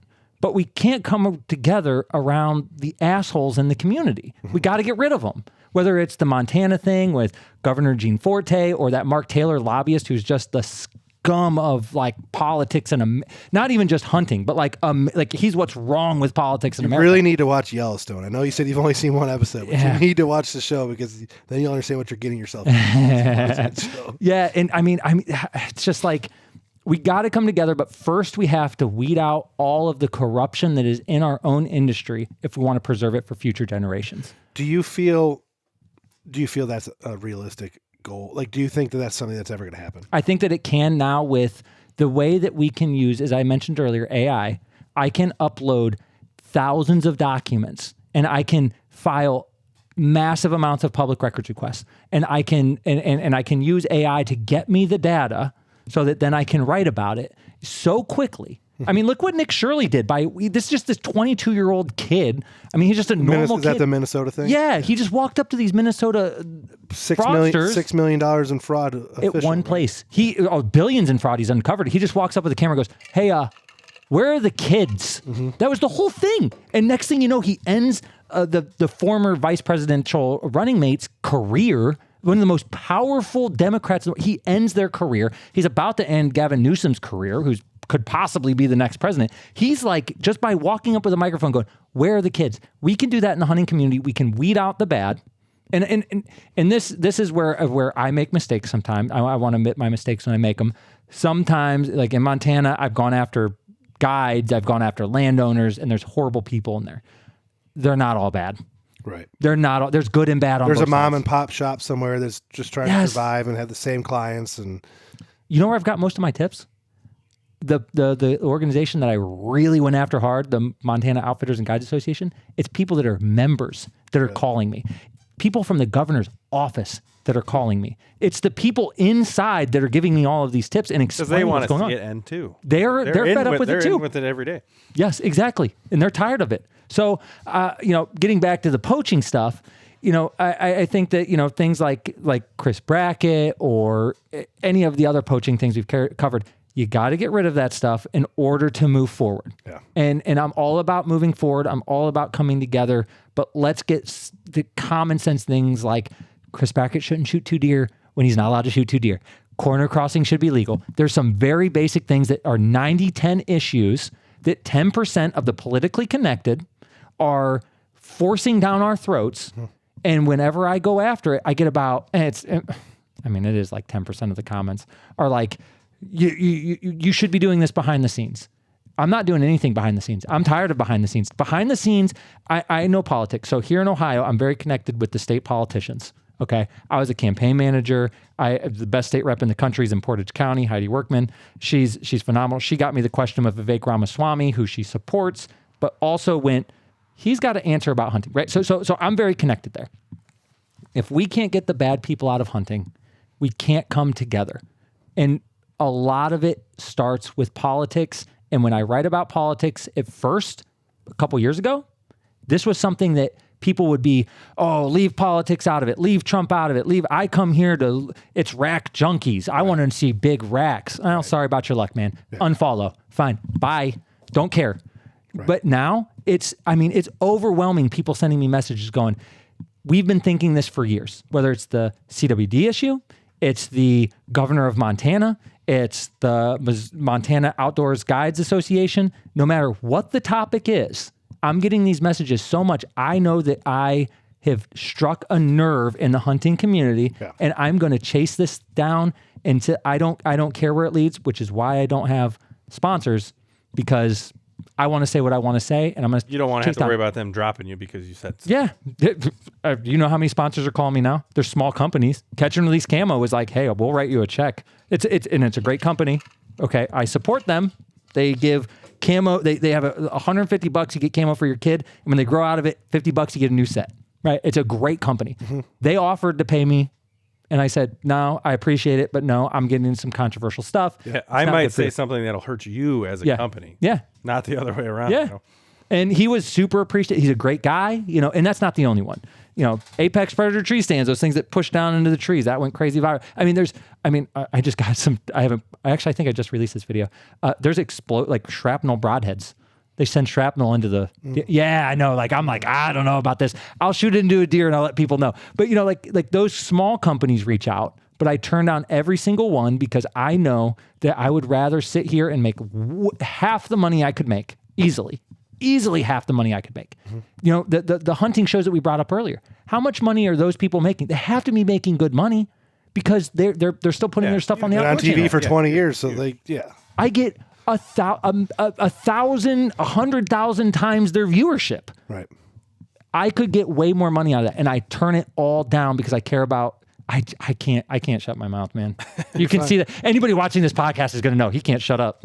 How do you feel about the Special Wildlife Council in Ohio right now? So like Mike Rex and all those guys, you know, they're appointed by the governor. They get to decide the bills, all that. That's been a huge topic in our circles. Some of the podcasts we've been on, some of the other podcasts, Hunter was big on it. A bunch of our friends have kind of been involved in this lately because they kind of found out that Mike Rex and those people are the guys you got to start lobbying to get some rules changed. You said you're involved with the politics. How do you feel about that group right now as it stands? I feel that since Ohio, as I said earlier, has a special place in my heart, and that I am not getting into Ohio until September. I have public records out. I have names on lists. I have a lot of inside information, which is getting more and more and more every day. I am saving everything. So you're gonna blow some lids. Pay attention in September and October, and you'll see And you know what? In fact, if you want, when I start that whole thing, I'll come back on. I'm right down the road. We'll come back on. And we got to do one every week. And I'll say, hey, guys, guess what? I mean, I'm excited for that because we dove into that at the end of in deer season, towards the end of deer season this year. We did 4 or 5 episodes geared towards that. We had some guys on from out, and we didn't really make any progress per se. We had 4 or 5 episodes where we just talked about our opinions and like learned about the laws and how it works and where it could possibly go. You're right. Ohio is not in a bad state of mind whatsoever. It depends on what you want to get out of it. I think it could be better personally. There's some things I would really like to see change that would help everyone, not just the trophy hunters, not just the guys trying to kill big bucks. There's some things that would help out the herd and help out everyone. Some simple rule changes that I would like to start trying to push towards these guys, but I don't know how receptive they would be to some of these things because all my rule changes hurt someone's pockets. And unfortunately, every rule change hurts someone's pockets somewhere, and that's why it'll never happen. But I'm a big believer of shortening the season. Why are we hunting in February? Holy shit! Why are we hunting in February? It needs to end on New Year's. A lot of people in our group have killed antlerless bucks because they thought they were does. Yeah, or they got fawns this big inside the does. Yeah, I understand population control; it doesn't really matter. I've done that, but we need to stop hunting into February. That's just asinine. If they want more deer killed, give us more tags and allow us to kill more deer because we can't kill any deer here. We can kill 3 in this county, 3 deer. There's 100 deer on our property right now where you're sitting, and we're only allowed to kill 3. Well, that's insane. Let me push back on what you said a little bit, okay? Because in large part, go ahead. Just talking with you so far, I know your opinion's gonna be different than ours on a lot of these topics with rule changes because we kind of push more rule. We want to see more rules. Obviously, you want to see a little bit less. So let me explain that though. So this guy, Justin Springs, he's like one of the top guys at Pope and Young. He made this case to me, and this gets into crossbows versus compounds versus recurves. It gets into baiting, all of that. What is the problem we're solving for? Like in the hunting community, the 3 of us sitting right here, the problem we're solving for is we want to chase big deer. I just want better quality. We want more access to quality bucks. I just want quality hunting because we can hunt what the average hunter wants. Sorry, we can hunt every day and we'll see plenty of deer and kill plenty of deer. But once you do that for 10, 15, 20 years, you just want to have a little bit of a better quality of hunt. You want to see bucks chasing does around. You want to see bucks fighting. You want to see a big one walk into the field, clear the field. You want an opportunity of killing a big buck.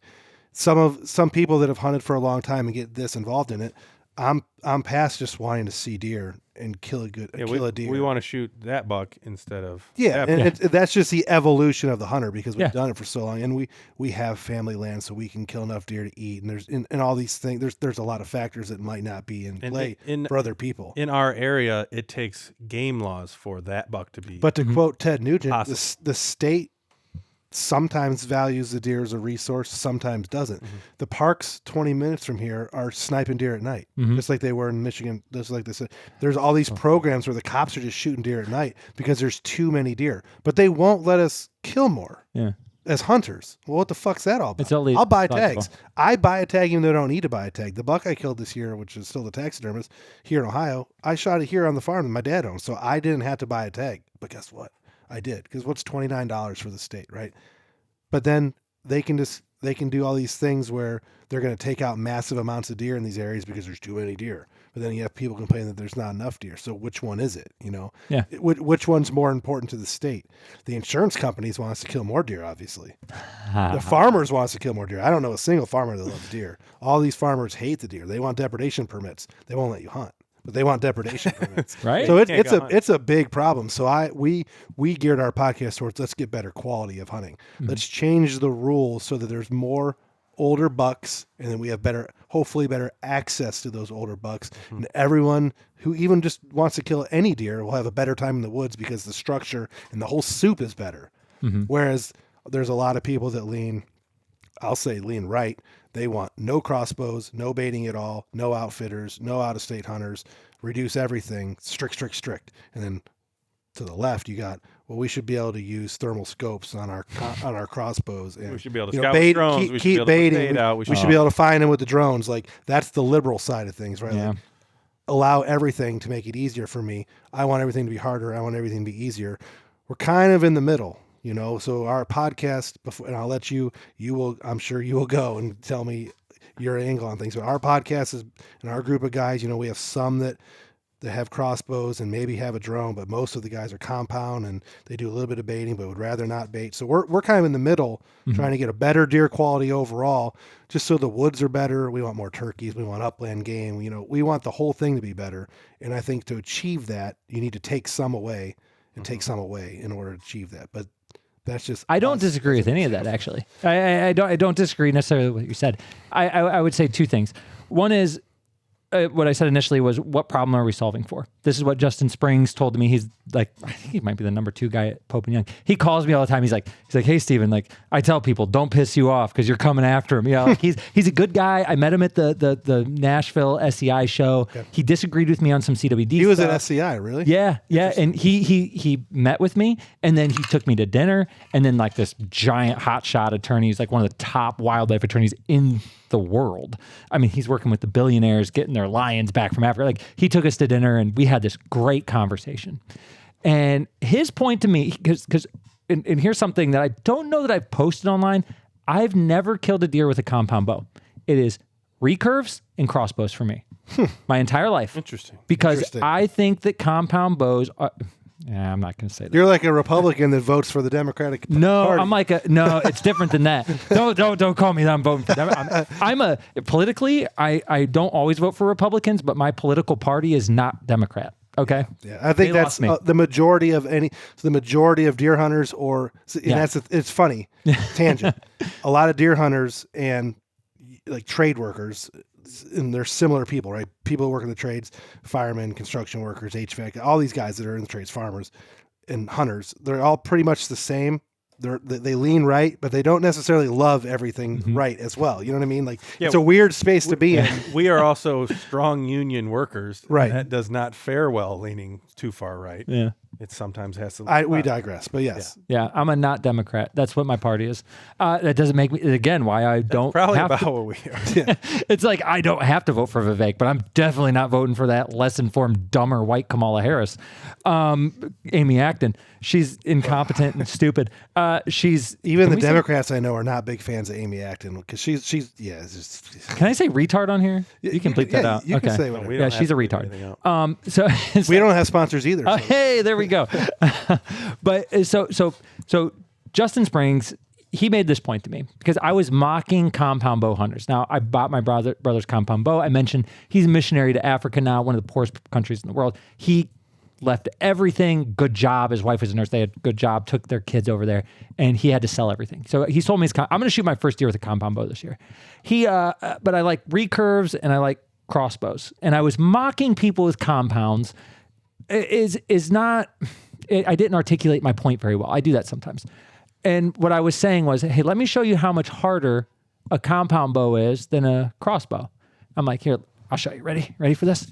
And I just like put my arms out and I just go, here you go. Like this. Just pull back. That's how much harder. Good job. You guys are the same as crossbow guys. And like I was, I was making a point. Yeah, now do that with 26 deer at 20 yards because they're over that giant corn pile in January. I've never had a problem pulling back my recurve in front of deer. But and that was a bad way of expressing my point. Ted Nugent like even commented on it. Again, one of my hunting heroes. He was like, "I love you, Stephen, but nah." Well, we had similar thoughts growing up when it came to muzzleloaders. So our dad always has cap lock muzzleloader. We couldn't use an inline. No, inlines were bad. We could go shoot a deer with a rifle, but had to use a traditional muzzleloader. Couldn't use an inline. I agree with the same one. Couldn't hit my taillights from where we're sitting with that damn thing. It's kind of the same thing. But my point is that like I grew up with a crossbow and then I went straight from crossbow to recurve. And I love my recurve. I think that if you're a hunter in this state, in any state, if you're hunting with a crossbow, you should move to a compound.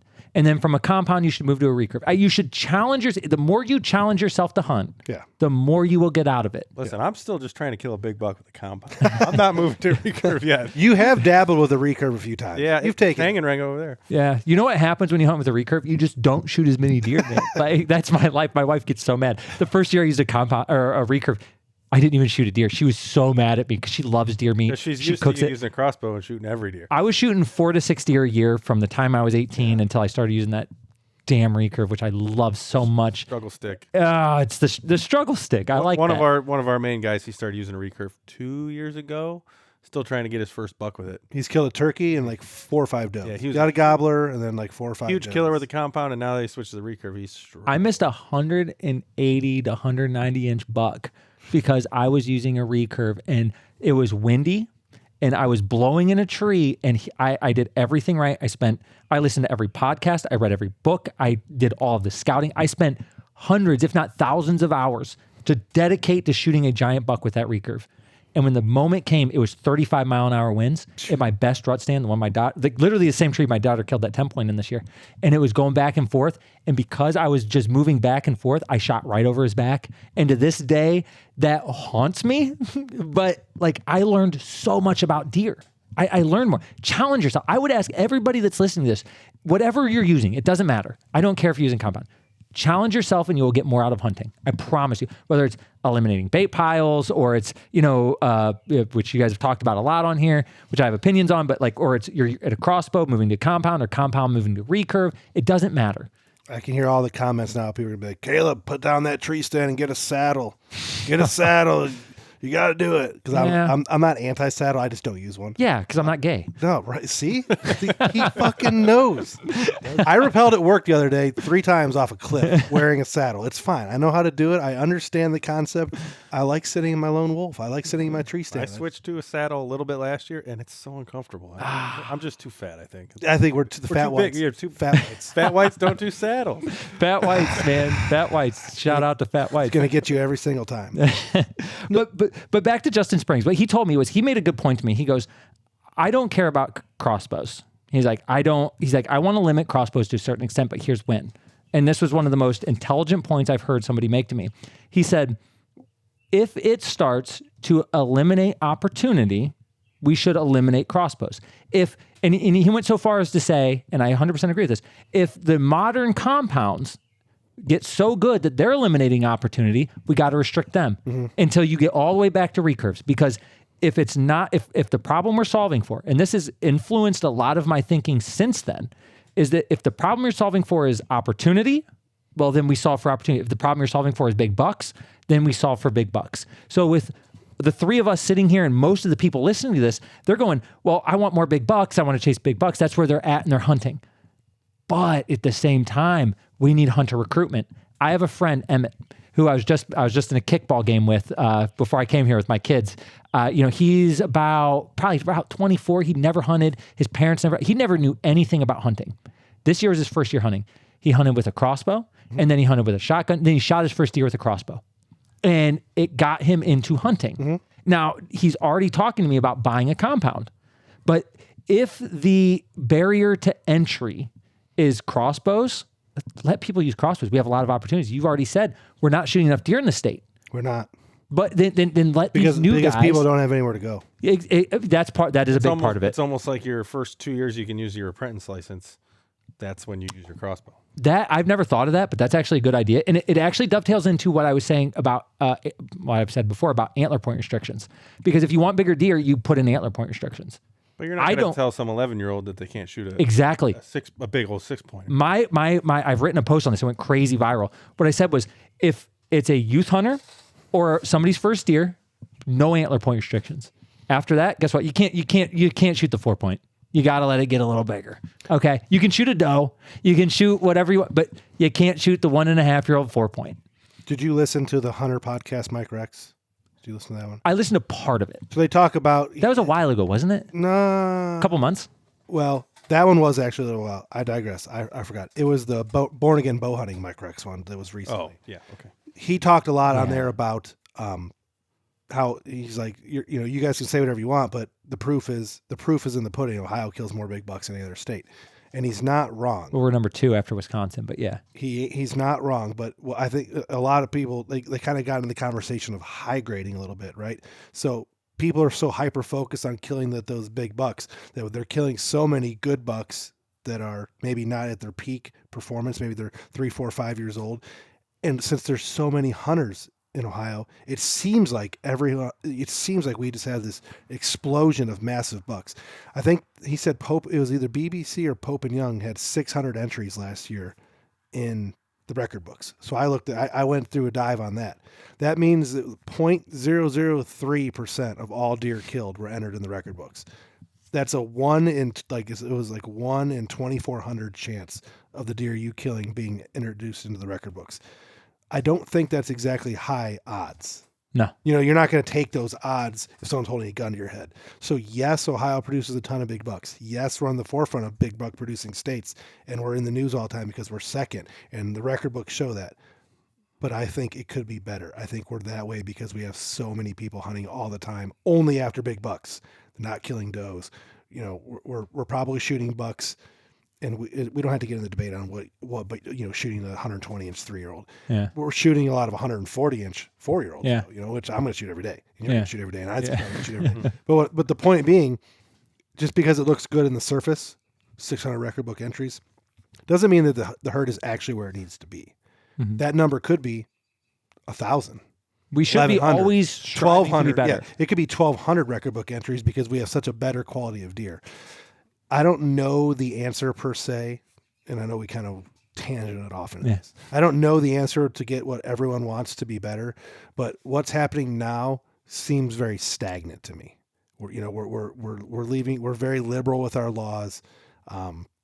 There's not a lot of people getting prosecuted for doing the wrong thing, and do you think there's more big money bucks is becoming a problem? More big bucks out there, or people just becoming way more efficient at killing them? Cell cameras, drones, and crossbows and quarterpiles are making us kill them a lot. What's your thoughts on drones? Drones, I put out a viral post on this. This went crazy because this was like when drones were new. It was no drones for recovery. I'm all for. In fact, when my daughter shot her 10-point, she put this really good shot on this deer. The curling the eyelashes video, right? She shoots it. I see it hit the deer. I'm like, man, that's good. But it was slightly low. Mm-hmm. That deer ran about 300 yards. It was my deer. I went and looked for it. But it was my daughter's, and I care more about her than myself. So I paid a guy to come out with a drone and look for it. This was 12 hours later. That deer was alive. And if I can show you pictures of where she shot the deer, I guarantee you, if you look at those shots, you'll go, oh yeah, that deer was laying at the bottom of the hill. Mm-hmm. And so you would have went out, spooked it, would have gone, possibly not found that deer would have rotted. Yeah, and you would have gotten it. We call what do we call that? Because it happens. The slop is what we call it. It happens here during gun season all the time. Either with our guys or someone we know or a neighbor will come stop in and be like, hey man, I hit this buck. It ran onto your guys' farm, or we have a guy shoot a buck and it runs off, and we decide to go track it, and then you bump it. Once the slop starts, it's hard to stop the slop. Yeah, once you bump that buck and you had an army of guys in the woods and it's gun season, or during the rut, it spirals downhill. Right, bad things are happening. That buck's getting moved around. He's not on your property anymore. You got to ask for permission. You're just out there doing a bunch of wild stuff. You're thinking in the back slop of your is head, bad. We should just go back and go to sleep, but that's definitely not happening. The drone is good at avoiding that. We've had lots of deer that our friends or people we've been involved with have flown a drone for, and the deer's either alive, wasn't even barely hit, or dead. Whatever. The recovery aspect is good. Mm-hmm. But the problem with anything good, like that Buffalo Trace in your cup there, it's good, right? Drink that whole bottle. That all of a sudden now it's not good. Fill your cup up. Yeah. And you'll be sleeping on the couch. Yeah, all of a sudden it's not. All of a sudden, something that was really good is no longer good because there was too much of it. I think we're starting to enter that with the drones. That territory, Which is people being are rage entered. baiting on Facebook every day. There was a guy yesterday or today. Hey, this buck looks pretty good. I should go get permission. And he's just filming this buck in a corn or in a soybean field with the drone. I have an so the exact time that I pulled somebody out to look for my daughter's deer with a drone, I saw he was flying around. He immediately found it. It was still alive. I was blown away that it was live because I saw where she hit that deer. Those guys are good at what they do. They are. He flew out. He's like, where did it go? He went and then found it. Well, my business partner, Aaron, his son had shot a deer too. And since we were already bringing out a drone, he's like, let's just look for his deer with a drone, right? He goes back. They had 2 drones because there's 2 of the guys. And they just go across our property. They see this red thing light up. They turn on their camera. They get down. They zoom in. Oh, that's a doe. Oh, that's a deer. That's a buck. That's a doe. That's a buck. That's a doe. They picked out every deer on our property in 10 minutes and exactly where they were. Yeah. In fact, I was sitting there texting my brother. Feels dirty, doesn't it?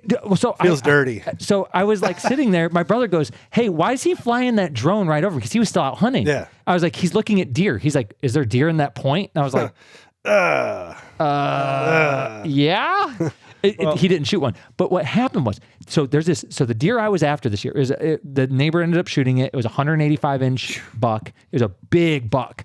I almost had him. I freaking got screwed. But anyways, I won't even go into that whole story. But he goes and sees this buck on one end of the property. And I look at my business partner, Aaron. I said, hey, Aaron.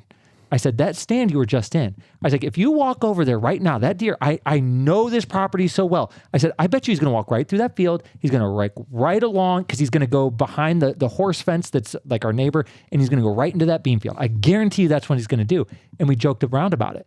He goes, looks for my business partner's kid's deer, comes back, goes over. That deer walks right through that field, 30 yards from that stand, walks right through. And I went, that's when my opinion on that, that's when I actually formed an opinion on that because I didn't really care. It wasn't on my radar, I guess. And I went, oh, that's not fair, Chase. So if I had a drone like that, I could guarantee that I would have killed that 185-inch buck. My neighbor wouldn't have, he shot it with a gun. Dumbass hunter. He's not even that good. He got lucky because Was he smoking a cigarette wearing fucking Carhartt coat? One of those guys. Yeah, my favorite. I went over and talked to him. He was literally in Carhartt. I'm sure he was happy. There's beer cans everywhere, and I'm like, this guy shot the buck. I was still, oh man. So God did that to you because he know that you were watching with that drone. He's like, I'll show him. Right. So anyways, but like drones must be illegal to hunt with in Ohio, in every state. It's completely unfair. If you gave me one of those drones, I could kill the biggest buck on my property every year easily. Yeah. Easily. They need to adopt the Alaska rules, in my opinion. So the day you fly, can't hunt. If you fly, can't hunt. No matter what. It doesn't matter. Even if it's for recovery, you gotta let that deer die. If you fly that drone to find a deer during the season, no one can hunt that property now for 24 hours. It is unhuntable because you flew a drone. I think it would piss some people off, obviously, because like, oh, I can get a second shot on my deer and put it down. We could go recover it. Well, at that point, I know you have a wounded deer, and it's our duty to find it. But you're just hunting deer with a drone at that point. Yeah. So like, if you want to go look for the deer that was wounded with a drone, that's absolutely fine. But no one's hunting. I'm not necessarily against that. I think it's a middle ground because they're not. Yeah. All these states aren't just going to say nope, you're done. Because there's too much money invested. Well, Mike Yoder's making 50. He brags on Facebook now. He's making $50 million a year selling drones. So like, it ain't going away with that kind of money. It ain't going away. Well, and we ran into a situation personally. We were looking for a deer that I shot 2 years ago. It was a low shot. It was the only time we've ever flown a drone here for deer. Low shot, hit it through the legs. Bad story. Didn't find the deer. It's one right there actually. Found him later when we were shed hunting. But our drone guy was flying, and he's zooming in. He's like, "Oh, big buck! It must have been the one you shot." And it wasn't the one I shot. It was this one right here. The big buck that Caleb was hunting. It was this guy. And Caleb was like, "Don't tell me where he is. Don't tell me." I'm like, tell me anything. "Fuck yeah!" Because like, God, like now I know exactly. He was one property over on a flat. I have a stand like 200, 150 yards from there. He was with 2 does bedded. I'm like, if I go in there tomorrow morning, I know he's close. Yeah. He's going to be close. Ended up getting hit by a car and killed. Well, rumor has it. Rumor has it. Rumor has it. He was loaded into a car. Completely disappeared. He did complete. Yeah, he went dark like 3 days after that. He was never seen again by anybody. So That's rough. Yeah. But still, it's not fair chase. No, it's absolutely not. But when you use drones for recovery, it is absolutely preventing wasted deer meat. 100%. Correct. It helped my daughter. But I didn't go after the deer because the deer was still alive 12 hours later. I'll show you guys the shot after this. And she got her first big buck, which, by the way, had gangrene all throughout it. So we didn't even... And again, my 15-year-old daughter, I want to brag on her for a second, okay, because I'm very proud of her. She does her deer. She was very upset when that deer had gangrene because her first 3 deer, she did 100% field to table. She shot that deer. In fact, the doe she shot the year before, she shot it. I was sitting in the tree stand with her. She shot it. She went out. I let her track it. She gutted it out. I helped her drag it in. She skinned it herself. She quartered it up. She brought I took the stuff inside with her and we cut it up together. But she completely cut up every piece of meat. She cut in the jerky meat, the steaks, the roasts, everything, cooked it herself. From the time that deer was standing in front of us, I can still see it directly in front of this tree stand called the 3-seater that we have for kids. I like a good name. I like a good name for a tree stand. Yeah, exactly. Man, the 3-seater stand is where I killed my first deer, was at the 3-seaters tree stand. And she's in the 3-seater and she shoots straight over there, drills this deer, perfect shot. To the time that deer was standing there, jumped up and ran, to the time we were sitting around as a family eating that deer, 100% on her. And I'm very proud of my daughter for that. It's a good life lesson. That's what it's supposed to be all about. Yeah. Well, it's a good lesson too that like sometimes you can do everything right and it doesn't work. Does it suck wasting all that meat? Yeah, I had that happen this year with my West Virginia buck right here. After I got up to him, he was actually when I skinned him, he fell in half because he was so. Never seen that before. Yeah, it was nasty. It just happens. The deer smelled so bad. Skinned him and pulled him right in half. He split right at the hips. Yeah. So at 10 point, my daughter was gutting it out and she got in there and she was like, she's not queasy about it. She's gutted out multiple deer. She's like, Dad, the smell is so bad. I'm like, man, yeah, I know you shot it yesterday. It died last night. The smell's pretty bad. Right. But I was like, man, something's wrong. And as soon as you pull back that leg, it was just green and blue and like a zombie. And my wife looked at me when I took it off. From fighting, you're assuming, probably getting pegged. Like, in the back, it was the back right. It was the back right leg of it was just full. And I went, and I drug it back to the, we got it out, we drug it in, and she goes, and like the fur was just falling off this deer. Yeah. And my wife, when I brought it back, she could smell it from the house. She goes, she's like, I'm okay with eating deer. Obviously, she cooks it for me. She's like, I'm not eating that deer. That smells horrible. I'm like, I know, but I hate to admit it to myself right now. And then I cut it back and I went, oh, dang. Elena. And there's a video. It's got about 1 million views of us looking at that deer going, hey, this happened. It sucks. But, just explaining it. Yeah. And that's just part of, it's a good life lesson. Another tangent. We're talking about poaching. Here we are. I love it, man. So we're an hour and a half in. Is there anything you want to get into now? Because I have a ton of stuff. We scratched on some of the topics, right? Like the Trump bill. We didn't get into CWD at all. I mean, if you want to beat that horse a little bit, obviously the general public has kind of turned against the NDA in these groups about CWD because it's the whole like, trust us, bro. It's bad. Trust us, bro. But no one's seeing the bad there. So let's listen. Let's jump into CWD. I've read more CWD studies than I think anybody other than maybe Dr. Seabury, who is a Texas PhD. He's studying on high fences, so people kind of give him a hard time. And there's some legitimacy to that. Mm-hmm. But he texts me personally. Okay, like he'll send me research. He talks to me. So there's two sides of things. You have the game agencies, and then you have kind of the high fence crowd. I've never hunted high fence. I've never been to a deer farm. I've never done any of that. It's just not what I do with whitetails. It's not. Also, I don't really care. I mean, it kind of seems like being mad at a gay guy for being gay. Like if some dude is like if a rich guy wants to spend his money, then let him spend his money. Yeah, I wish that dude in Carhartts would have been hunting a high fence instead of shooting the buck I was after. Go for it, dude. He probably couldn't afford it. Yeah, probably not. But so my point is, when I look at the CWD research, there's two sides of it, and I did not have an opinion on CWD. So obviously Rack Junkies blew up September, October. I did my first post on CWD in November. And I did not have a fully formed opinion at that point. So what I did was I knew something was wrong. I said, I don't know what I believe, but I know what I'm being told is wrong. That was the only opinion I had. So I put up this post and I just looked at, I found a picture of a deer with EHD that was struggling. It was like emaciated. It was dying. And it just said EHD. And then I got on Google and I typed in healthy deer. healthiest deer of all time, something like that. I found a deer that looked really healthy, and I put next to it, and I said, CWD. And I put the pictures together. I put a post up there and basically said, I know that people are complaining about CWD. I know what I'm being told is wrong. I was pretty bold about it. And it got 15 million views. And I went, oh, the average everyday guy agrees with me. I knew I was seeing something. And everybody else is seeing the exact same thing I am. But I was unaware because the messaging is controlled by the game agencies.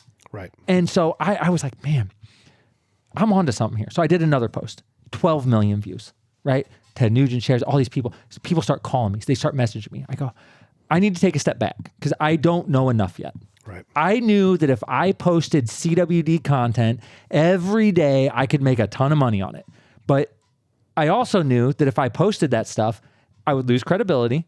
I wasn't ready for it. And so I took that step back. So if you go back and look at my posts from November, you'll see the 2 posts, and then you'll see an entire month break. And knowing I could make money on it, I still step back because I try to be as fair as I possibly can. And I read every study. I talked to every person that would talk to me. By the way, no game agencies would talk to me. No biologists that are connected to the game agencies would talk to me. To this day, I've only had 2 biologists connected to game agencies who don't work for game agencies ever talk to me about CWD. One guy, Daryl Radich, I don't know. One guy called him Ratchet Strap. It's not his last name. Me and him disagree on everything, okay? But not everything. But like he's a bear biologist. We disagree on things. But I respect him because he's a smart guy. He disagrees with me on CWD. And you know, I talk with him a lot about it to kind of understand the other side. So I read all these studies. And then, you know, I start writing about it a little bit in January. Again, 10 million views. I'm like, I'm sitting on everybody's on my side here. I do a couple posts on what I'm finding, and then I get into the National Deer Association stuff, which is, in my opinion, the most corrupt deer hunting organization in the country. It needs to be shut down. It all went downhill when they changed their name. And I used to be a member of QDMA. I think that the people running it... We would go to the banquets and stuff, too. I did, too. I went to their Deer Steward 1. Yep. I went to their coyote trapping class. The people who were connected with it were awesome. I loved them. And, you know, I saw that they lost 97% of their memberships. Their paid annual... They've lost 97% of their paid annual memberships. In the time... And that's basically dead, right? Since 2000... Well, it's not dead if you're getting about $4 million in government money every year, which, by the way, there's about, I don't know, 5 or 6 public records requests that will be coming back in October on them getting $266,000 on their podcast and ads, which... Did you guys get that from the government? No. No? Oh, okay. Just making sure. We can build a nice We wouldn't be in this shot. Actually, we probably would be. It'd just be connected to a 100 by 60 out there. And there'd probably be air conditioning here. Now, let me ask you guys. Can you name the national... I haven't had a single person be able to do this yet. Maybe you guys can. Can you name the National Deer Association's podcast? No.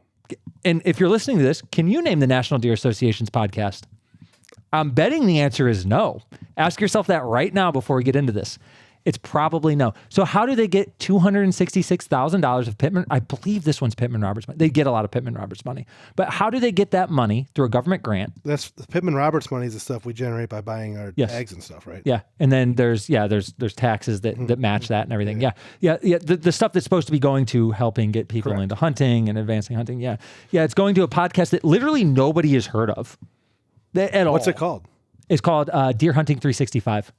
So we just gave them more publicity than they've had ever. I've heard of Herd 365, but never Deer Hunting 365. Yep, different one. So they are getting massive millions and millions of dollars. Their CEO, Nick Palazzo, whatever, I don't know his name. He's making $300,000 a year. How can you make $300,000 a year and lose 97% of your paid memberships? You should be fired. He should resign. There's no reason for him to be in control of that organization at all. They don't even have a YouTube channel, so they're not even posting their podcast too. It's unbelievably dumb. Now, fortunately for me, every government contract that comes through, all of the grants they get have to come with what's called measurables. Mm-hmm. I have public records out on their measurables, and when I read the grant and all that stuff, it says that it's for hunter recruitment. I want to know how many people got into hunting because of their ads and their podcast in, I believe it was 2024 or I think it was 2024. I want to know how many new hunters they gained by a podcast that literally even hunters haven't heard of. I bet you our deer camp videos have brought more people into hunting than theirs has. Probably. I bet you running. Listen, give me $250,000. I'll at least get one. Right? Hey, all the people in the federal government, look at me right now. Give me $250,000. I'll get some people into hunting. I guarantee it. But that money should go to like whether it's getting pheasants for kid programs or anything. It should not be going to the National Deer Association. How about bringing hunter safety courses back to in person, where the game warden comes and teaches them? That was the coolest thing when we were kids. Now you got to take it online. And 100% agree. 100%. Literally anything else. In fact, my business partner, he's Aaron. Again, I've talked about him a few times. Aaron Futrell. He's a Purple Heart veteran. And we were on a podcast before, it hasn't come out yet, but he got real emotional when we started talking about this. He goes, he works with an organization, a veterans organization called the Fallen Outdoors. He goes, we take veterans who are like struggling with PTSD. He's like, do you know how many of this is what he said on a podcast. He goes, do you know how many of my friends, people I served with that have blown their brains out, that we could have helped with that money? More and veterans die by suicide than actually killed in combat. 22 a day. Yeah. And he 22 a day aren't dying in combat every day. No, and he gets all emotional. And I mean, I haven't really ever seen him cry, but he's tearing up, and he just said, fuck those guys. And he was super mad because that money should be going to real organizations that are doing real work. And the National Deer Association is nothing more than a propaganda wing for the game agencies. Who owns or runs the National Deer Association? Nick Paulaz, whatever. He's the CEO. Does he own it though? You know, like, is it a government? Or is it okay? It's a government funded non-government organization, which is a contradiction in terms. Okay, yeah. Yeah, it's the NGO. So scam. basically, is by extension part of the government. It's the part of the NGO scam that is going on in this country today. It's not more corrupt than any other sector of our government right now. So like Jimmy John's doesn't own it. It's owned by it. It's like the money goes. Obviously, there's a board, but the money then goes theoretically. It goes from the government into that group and then back into the government. Do you want to know who's on the board? Let's talk about this. This is real good. Do I know any of the names? Oh, I'm sure you do. Jason Sumner's the head of the Missouri Department of Conservation. This is why I got an interview with him in Nashville at the SEI show, because I was criticizing him, saying, you sent, and I have posted the actual contracts online. The things I'm posting, I come with receipts from public records, from looking at 990 tax forms, everything. They've paid over $500,000 to the National Deer Association for 2 positions. Okay. Now the one guy Gage something, I forget his name, at least one, I think both of these positions. Okay. So you have the Missouri Department of Conservation, you have the National Deer Association. Missouri knows, Jason Sumner's knows, I can't just create this new position that is a deer outreach specialist, which pushes all of my policies to the people in Missouri. He knows he can't get away with that. The legislature will shut him down. The people in the state will shut him down. They're going, back off. Okay, there's too much pressure. He's a clever politician, maybe the best politician in hunting. Again, not a compliment, but he's a true talent when it comes to being true talent. It's impressive how talented of a politician Jason Sumner's is. I want to. Someone has to be good at it, right? He's so good. I work with politicians. I watch this guy go, dude, you're so good. Okay, but that's not a compliment in any way.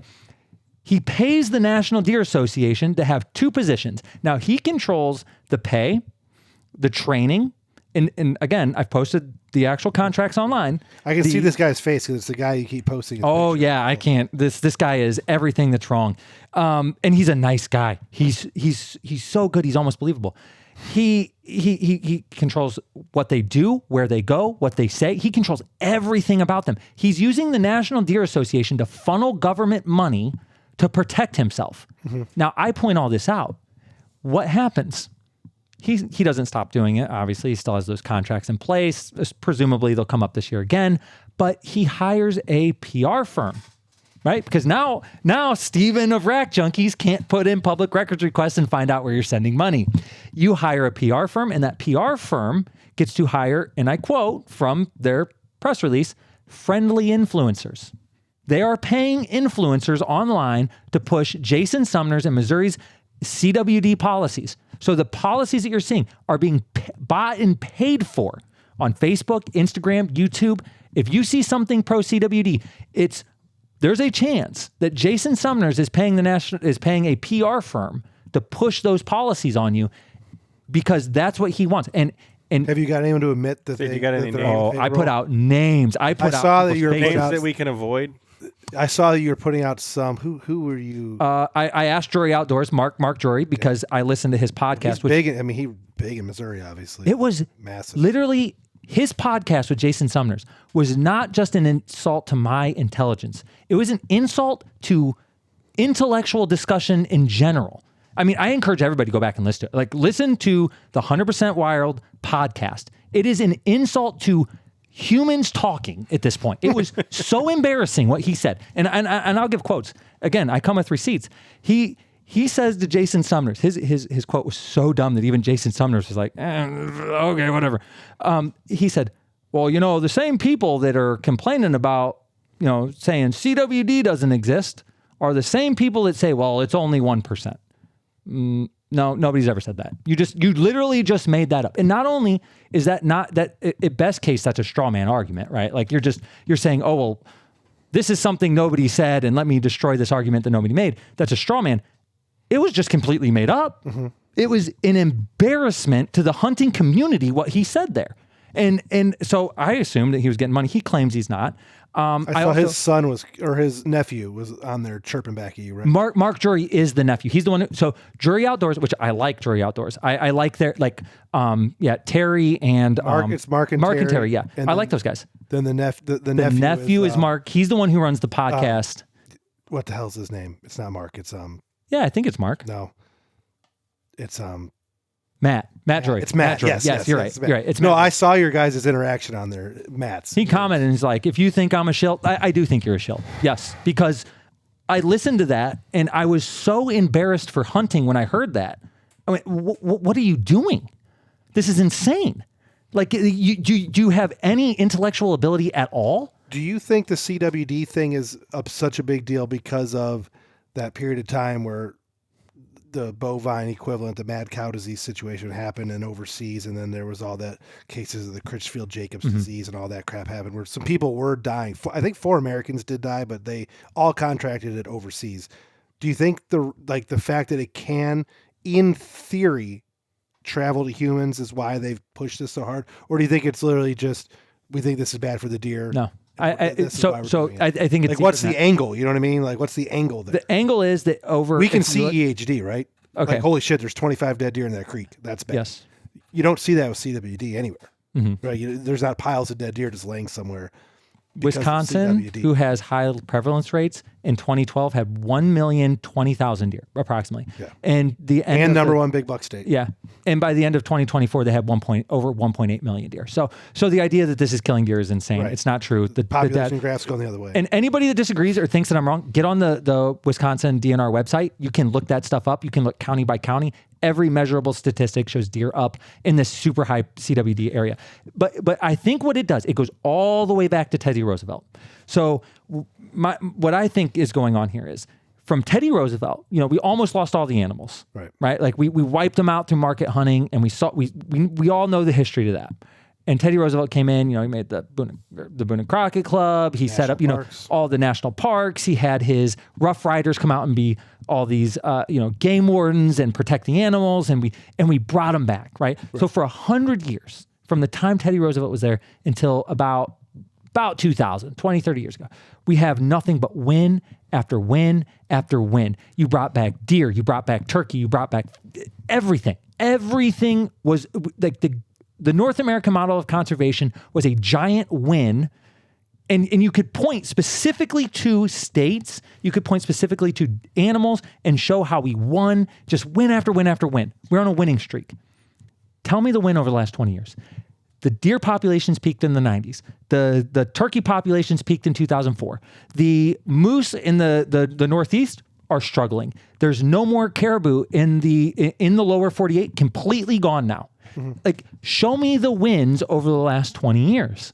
We brought wolves back, and they ate mule deer off all the national parks. Wolves that we completely botched. CWD, that's not a win. EHD, that's not a win. We have loss after loss after loss for 20 years. We've done a really good job at bringing the ticks back. Right? So we have just loss after loss after loss for 20 years. And when you lose and you lose and you lose, you need a win. Well, So there's going to be a win. But no. It's that's what they're thinking. They're looking at this issue, going, we got to do something. And I don't think that this is necessarily as much of a conscious decision as just the like you're looking for a win. So they're like, oh well, what if all this bad stuff happens? Let's save you from this theoretical loss of people are going to die from it, which has never happened. The base proteins don't line up. Again, I understand it. It sure made it killing a deer out of state a pain in my ass over the last 3 years. The yes. Can't bring a carcass back to Ohio thing is major pain in the ass. Anybody listening, where are pheasants at? Where are grouse at? You live in Ohio like me. Where are the grouse? We have a lot of pheasants here because we live really close to a place where the state releases them. It's the only reason why. Otherwise there's none. I've only seen grouse in Pennsylvania. You have? I've never seen a grouse here. I grew up seeing grouse. I haven't seen a grouse in 20 years. I haven't seen a grouse here since I was in high school. I haven't seen a grouse in Ohio, and we used to have grouse all the time. The problem with your win. Now we losing. Now we need a win thing is any smart individual knows you can't keep winning when it comes to conservation stuff because if something becomes perfect. White-tailed deer, mule deer are way down, right? So white-tailed deer becomes perfect. It suffers. Some other animal has to suffer because we're not going to be able to achieve a perfect balance because there's man's influence now. I agree. There wasn't cornfields and all this shit before. There was, everything we've done to change the landscape. No, there's no chestnut trees left, so all these animals don't have food anyways. All the predators that were east of the Mississippi are gone. So we'll never be able to achieve what was here prior to white man. So when the fat whites showed up and we started doing all the shit that we did. Too many wins in one category is going to hurt others. I think we'll go full circle right here. I think because of our love for whitetails and killing big bucks and the deer explosion and everyone needs to kill deer and blah, blah, blah, blah, blah, blah, blah, baiting, it has destroyed, absolutely killed the trapping industry. I mean, it's what gone. Has what deer corn piles. Deer. Okay, we focus on deer, so we don't let people trap our properties. We're not going to let people coyote hunt at night. We're not going to let people run dogs for raccoons. That's fair. Because I want to kill deer, and on top of that, we're leaving corn piles everywhere, giving all those nest raiders more food. And then January hits, we all stop deer hunting. We stop holding the corn piles. The turkeys and the grouse and the pheasants, all those nesting birds in the spring, trying to establish their broods. There's a bazillion possums and skunks and raccoons. It has an inverse effect on them. So now those populations go down. Yes, we have more deer in Ohio than we ever had before. Turkeys are on the decline again. You said no grouse whatsoever. Barely any pheasants. Plenty of raccoons. Yeah. Plenty of raccoons and possums and skunks. So, like you said, we had to find a way to balance that. And CWD being the answer for deer is just kind of silly. Well, so I completely agree with what you're saying because to be fair to the game agencies, from the time of Teddy Roosevelt through the 90s, there were easy wins. Yeah. There's no easy wins. There was 0 grizzly bears left. Now we have 100, and then now we have 10,000. Yes. But there was no mule deer left. We got them back in 12 states now. Yeah. That's easy wins. Those are easy wins. No turkeys in Ohio. Got turkeys back. Yeah, and to be fair to the game agencies and where they're at now, for 100 years, it was easy to get win here. The problem that I have is that we're getting loss after loss after loss after loss. And I think that these people are looking and going, well, we have this major win with white-tailed deer. And they want to tell you, oh, well, if we prevent CWD, it's 60 years to sow the spread at this point, man. Yeah. I call it CWD 19 for a reason. They want to feel, and this is true for all of government agencies, they want to feel useful. They have to do something. Right. If things are perfect, as you said, fair, fine, things are perfect. What are they going to do?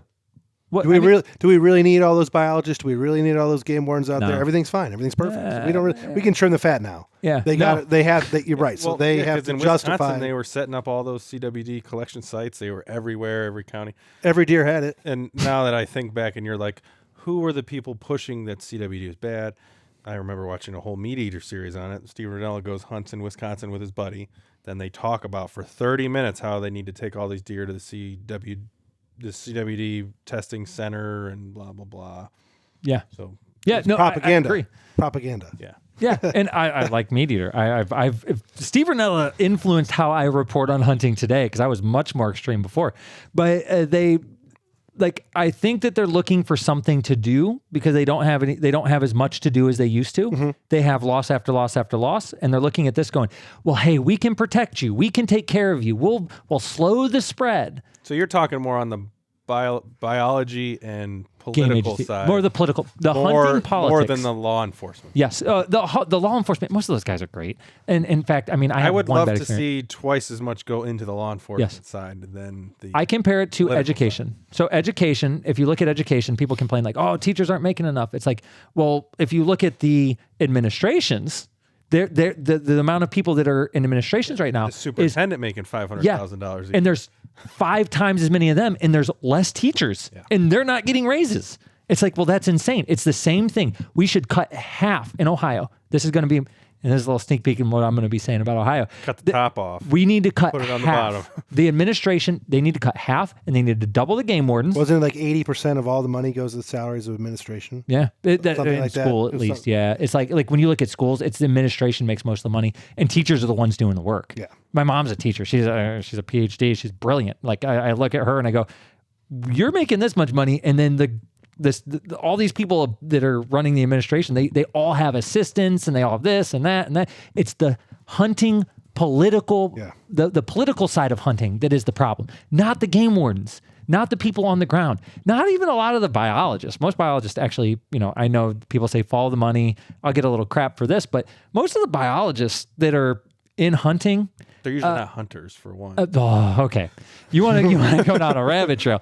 I've been looking into this. At least from what I've noticed. I don't do the research you do. It's like 80% of the people going into the universities are Democrats. Okay. A 4-year college degree, as we brought up early, is nothing more than a 13th through 16th grade. Mm-hmm. So let's take an even further step back to the National Deer Association. The person that's in charge of their, and I wrote about this, their policy. Okay. She's a girl with a 4-year degree in agriculture and a master's degree in international agriculture. So she's a horse chick. I don't know, she took extra classes on corn. Like, okay, so what? You're going to tell me about prion diseases? You're qualified? She didn't hunt until after she started working for the governor or lieutenant governor's office. Her first job was like setting policy for, I think it was in Missouri, for hunters.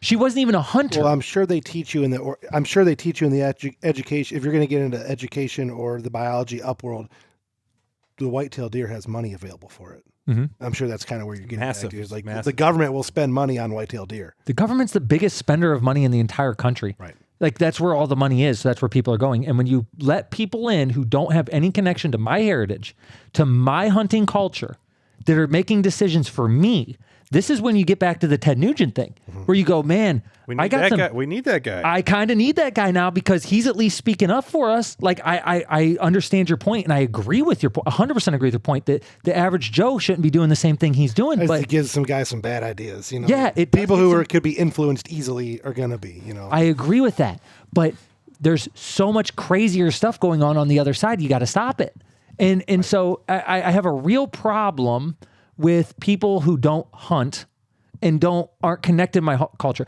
I'm sure you guys like me. You sat on a wood plank in a tree, freezing your balls off in December. I could drive you to the trees. That's cruising, right? I shot my first one from the ground, so right. And like, we're connected to this. We care about this. And some biologists that took 13th through 16th grade and now can tell me how mitochondria is the powerhouse of the cell. Like, congratulations. So what? Like, you don't know about hunting the way I know about hunting. Right. And I understand there's a need and a benefit for having biologists who are studying these things and not from a hunter perspective. We need all the perspectives. That's good. But the people who are running this in controlling everything, all the policies, they're not people who hunt right now. And that's to your point. And I'm researching this. I don't know what percentage, but it seems like over half of these biologists. Find me a wildlife biologist that actually hunts. A lot of the game wardens do, but in our states, maybe out west they hunt more, maybe not. Maybe they're all fly fishermen or whatever. Mm-hmm. But which would count, for that. But then they're going to tell you about elk hunting. Yeah. Part of the job. But at least, like, I don't like people who don't have any connection to hunting telling me what to do with hunting. Like, we've got to get back to, like, when Teddy Roosevelt started the North American model of conservation, he was a hunter. Yeah, he cared about the resources. Yes. Saw that it was going away. Exactly. He had that quote Change the world. I want to preserve hunting for those still in the womb of time, right? Like, that was like these famous quotes. We carved his face on a mountain This dude was a hunter. Walk And- tall and carry a big stick. Yes. Was that him too? I think so. But just because like he went out and he did the work and he was a hunter and he was connected to this stuff. And a lot of the people coming through the university system right now are not connected to us. Yeah. And I have a real problem with that. It's unfortunate because you need to find someone young and ambitious and smart who loves hunting and is willing to go that route and then try and make it his life's work. And that's a tough ask. Because there's not a lot of money in it. No. Like people give me this pushback all the time. Well, biologists don't get into it for the money. Like, yeah, they're intellectual. They're straight A students in high school that don't know what they want to do. And then they like, well, I did good in science classes, so let me get a biology degree. And there's no jobs. Yeah. So they either got because to the state teach. has we talked about the state having a bunch, but there's 11 million people in Ohio. Mm-hmm. You know what I mean? There's 500,000 new grads every year that need something to do, and they can't all do what they want to do. They either teach or they get into the game agencies, and most of those kids are not. And there's some good people out there. I don't want to bash. I get pushback on this all the time. We're not bashing them personally. No. Yeah, not personally. That lady who I went after a little bit. It went millions of views, and I kind of feel a little bad. But like also, I'm not like she could be the nicest person in the world. She really could, but she just should not have a spot at the National Deer Association, one of the top positions at the National Deer Association, which is one of the reasons why they have no credibility left. They're telling us how we should do things, especially when she's criticizing people like Dr. Seabury, who's a legitimate PhD researcher, who's a brilliant guy. He's so smart. He's kind of hard to talk to, honestly, because he's when he's talking to you, he's like, you know the type. Oh yeah. Yeah, he's a brilliant guy. Whether he's Autistic like Chris Brackett, right? no, The other side of the spectrum. I know what you mean. He's Yeah. a savant. Yeah, he is. Yeah. so He's but looking anyways, through you, not at you. Yeah, but anyways, and he's a brilliant guy. But I just my whole point there is the game agency. We've got to get back to hunters controlling this stuff. We have to have hunter interest in mind. We built the system back up. We're the ones who restored the North American model of conservation and brought these animals back. Yep. We're the ones with the wins. We're the ones who did it, and now it needs to stay in our control. That's my personal opinion. If these colleges don't like it, well, I'm going to keep writing about it. What organization do you like? Hunter Nation's good. SCI is good. So those are probably the two best. Hunter Nation and so SCI is great because a lot of their money stays with their local chapters. They do a lot of conservation work. They're obviously more of the rich people. Okay, It's funny how that is, right? Yeah. It's funny how that works though, because someone with money wants to run their organization the way they want it to run. Yeah, as opposed to nonprofit donors and blah blah blah blah. And government money, right? And I don't necessarily have a problem with all the government money, but like, well, I have a problem. You just with all want to government see. money. You just want to see it being used properly. I have a problem with all government money, like National Deer Association. I have a problem with you losing 97% of hunters. I have a real problem with that. But like SCI gets most of their money from hunters. They represent hunters. They fight for conservation. A lot of it's in North America. A lot of it's overseas too, and it's a lot of very rich people. Let's be honest. I wrote a post the other day in the opening line, and there's a little antagonistic towards the anti-hunters, but it said, what was it? Rich white guys hunting endangered species in Pakistan are the heroes, right? Like because there's this endangered species, and they added value to it. That's an SCI. Those are SCI guys. Yeah, major money going into that. And when a organization is hunter backed, I know that they're responsible to hunters. The National Deer Association has to answer to the government. Right. So they're a government organization. That fair enough. When they talk, I know that I'm talking to the government. When they see a post, which I mean, they blocked me because they're cowards. You got Chris bracketed? Yeah. Well, listen, they blocked me, which is because they're cowards. They won't talk to me. And I sent them my phone number. I sent them messages saying, I will do a live interview with you. Let me know. I have more reach than you. I'll put your platform out there. But they would never. No, they're cowards. That's the problem. That's the problem with these people because they get all their government money. Why do they care? Right. If the government money keeps coming in, and by the way, I'm looking at every single contract and who's approving these things, and their faces will be plastered all over social media, and it will go viral because these public records requests are supposed to come back in October. They pushed me back till then, and I want to know who's approving that money going to them. Right. That was a side note. Now, SCI is a great organization. I'm a member of SCI. I like SCI. I see what they do. It's all great, right? But they're the rich white guys, right? And they're hey, listen, I don't care who you are. If you're on my side, you're on my side. The other one is Hunter Nation. And I'm going to tell you why I like Hunter Nation, because we're both here in Ohio. in Ohio, I am very connected to state level politicians. I help them get elected. I do the social media ads. I spend $100,000 a year on social media ads for my DeLong Lures page, for the fishing lures. I understand social media very well. That is a valuable asset to politicians. And I am very selective on who I help. I've had state senators reach out and say, hey, you did a Doge program. How did you find this stuff? And I said, I'm not telling you. I don't care. I don't know you. I'm not helping you. There's very, very few people I'll help. Now, with state level politics, you have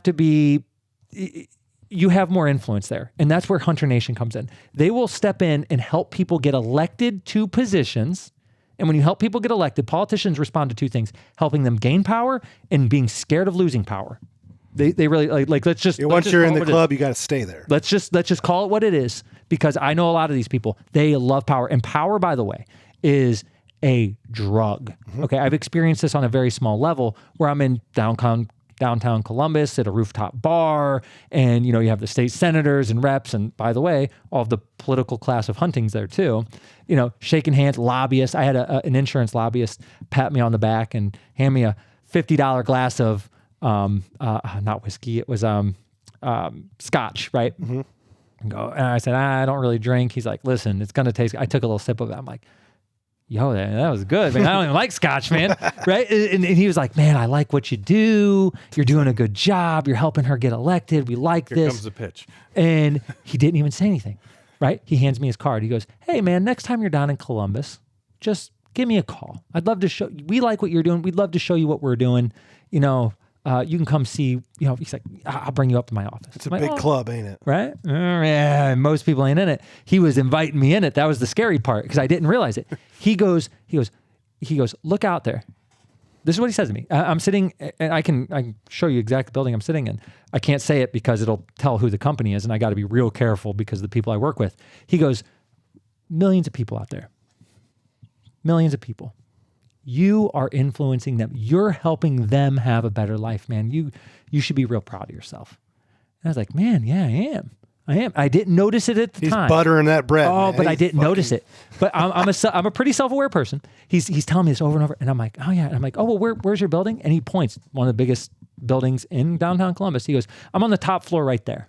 And I went, oh, I know what's happening. And I'm telling you, when he told me how much influence I have on people and how good that is.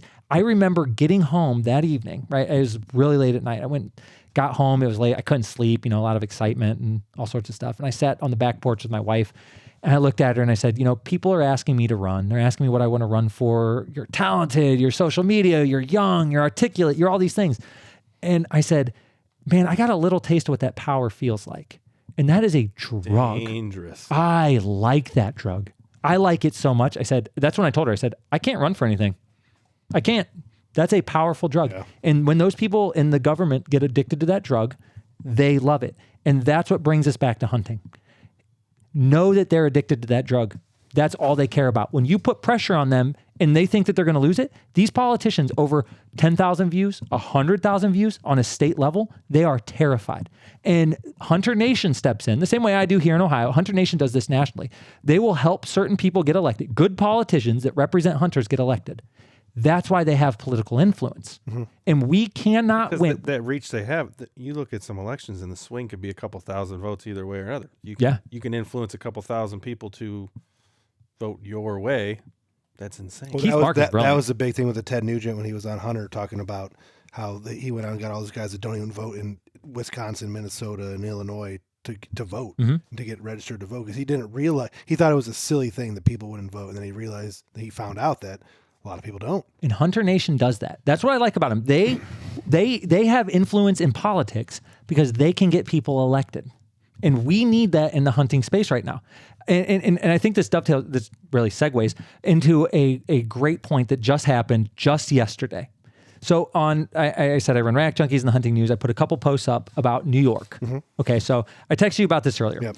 New York had a law where 12 and 13-year-olds were allowed to hunt, right? They limited it to you couldn't hunt till you were 14, which is absolutely insane. They said, well, let's do a pilot program. A couple years, every county, I think except for 2, Erie County being one of them, said, okay, fine, 12 and 13-year-olds can hunt.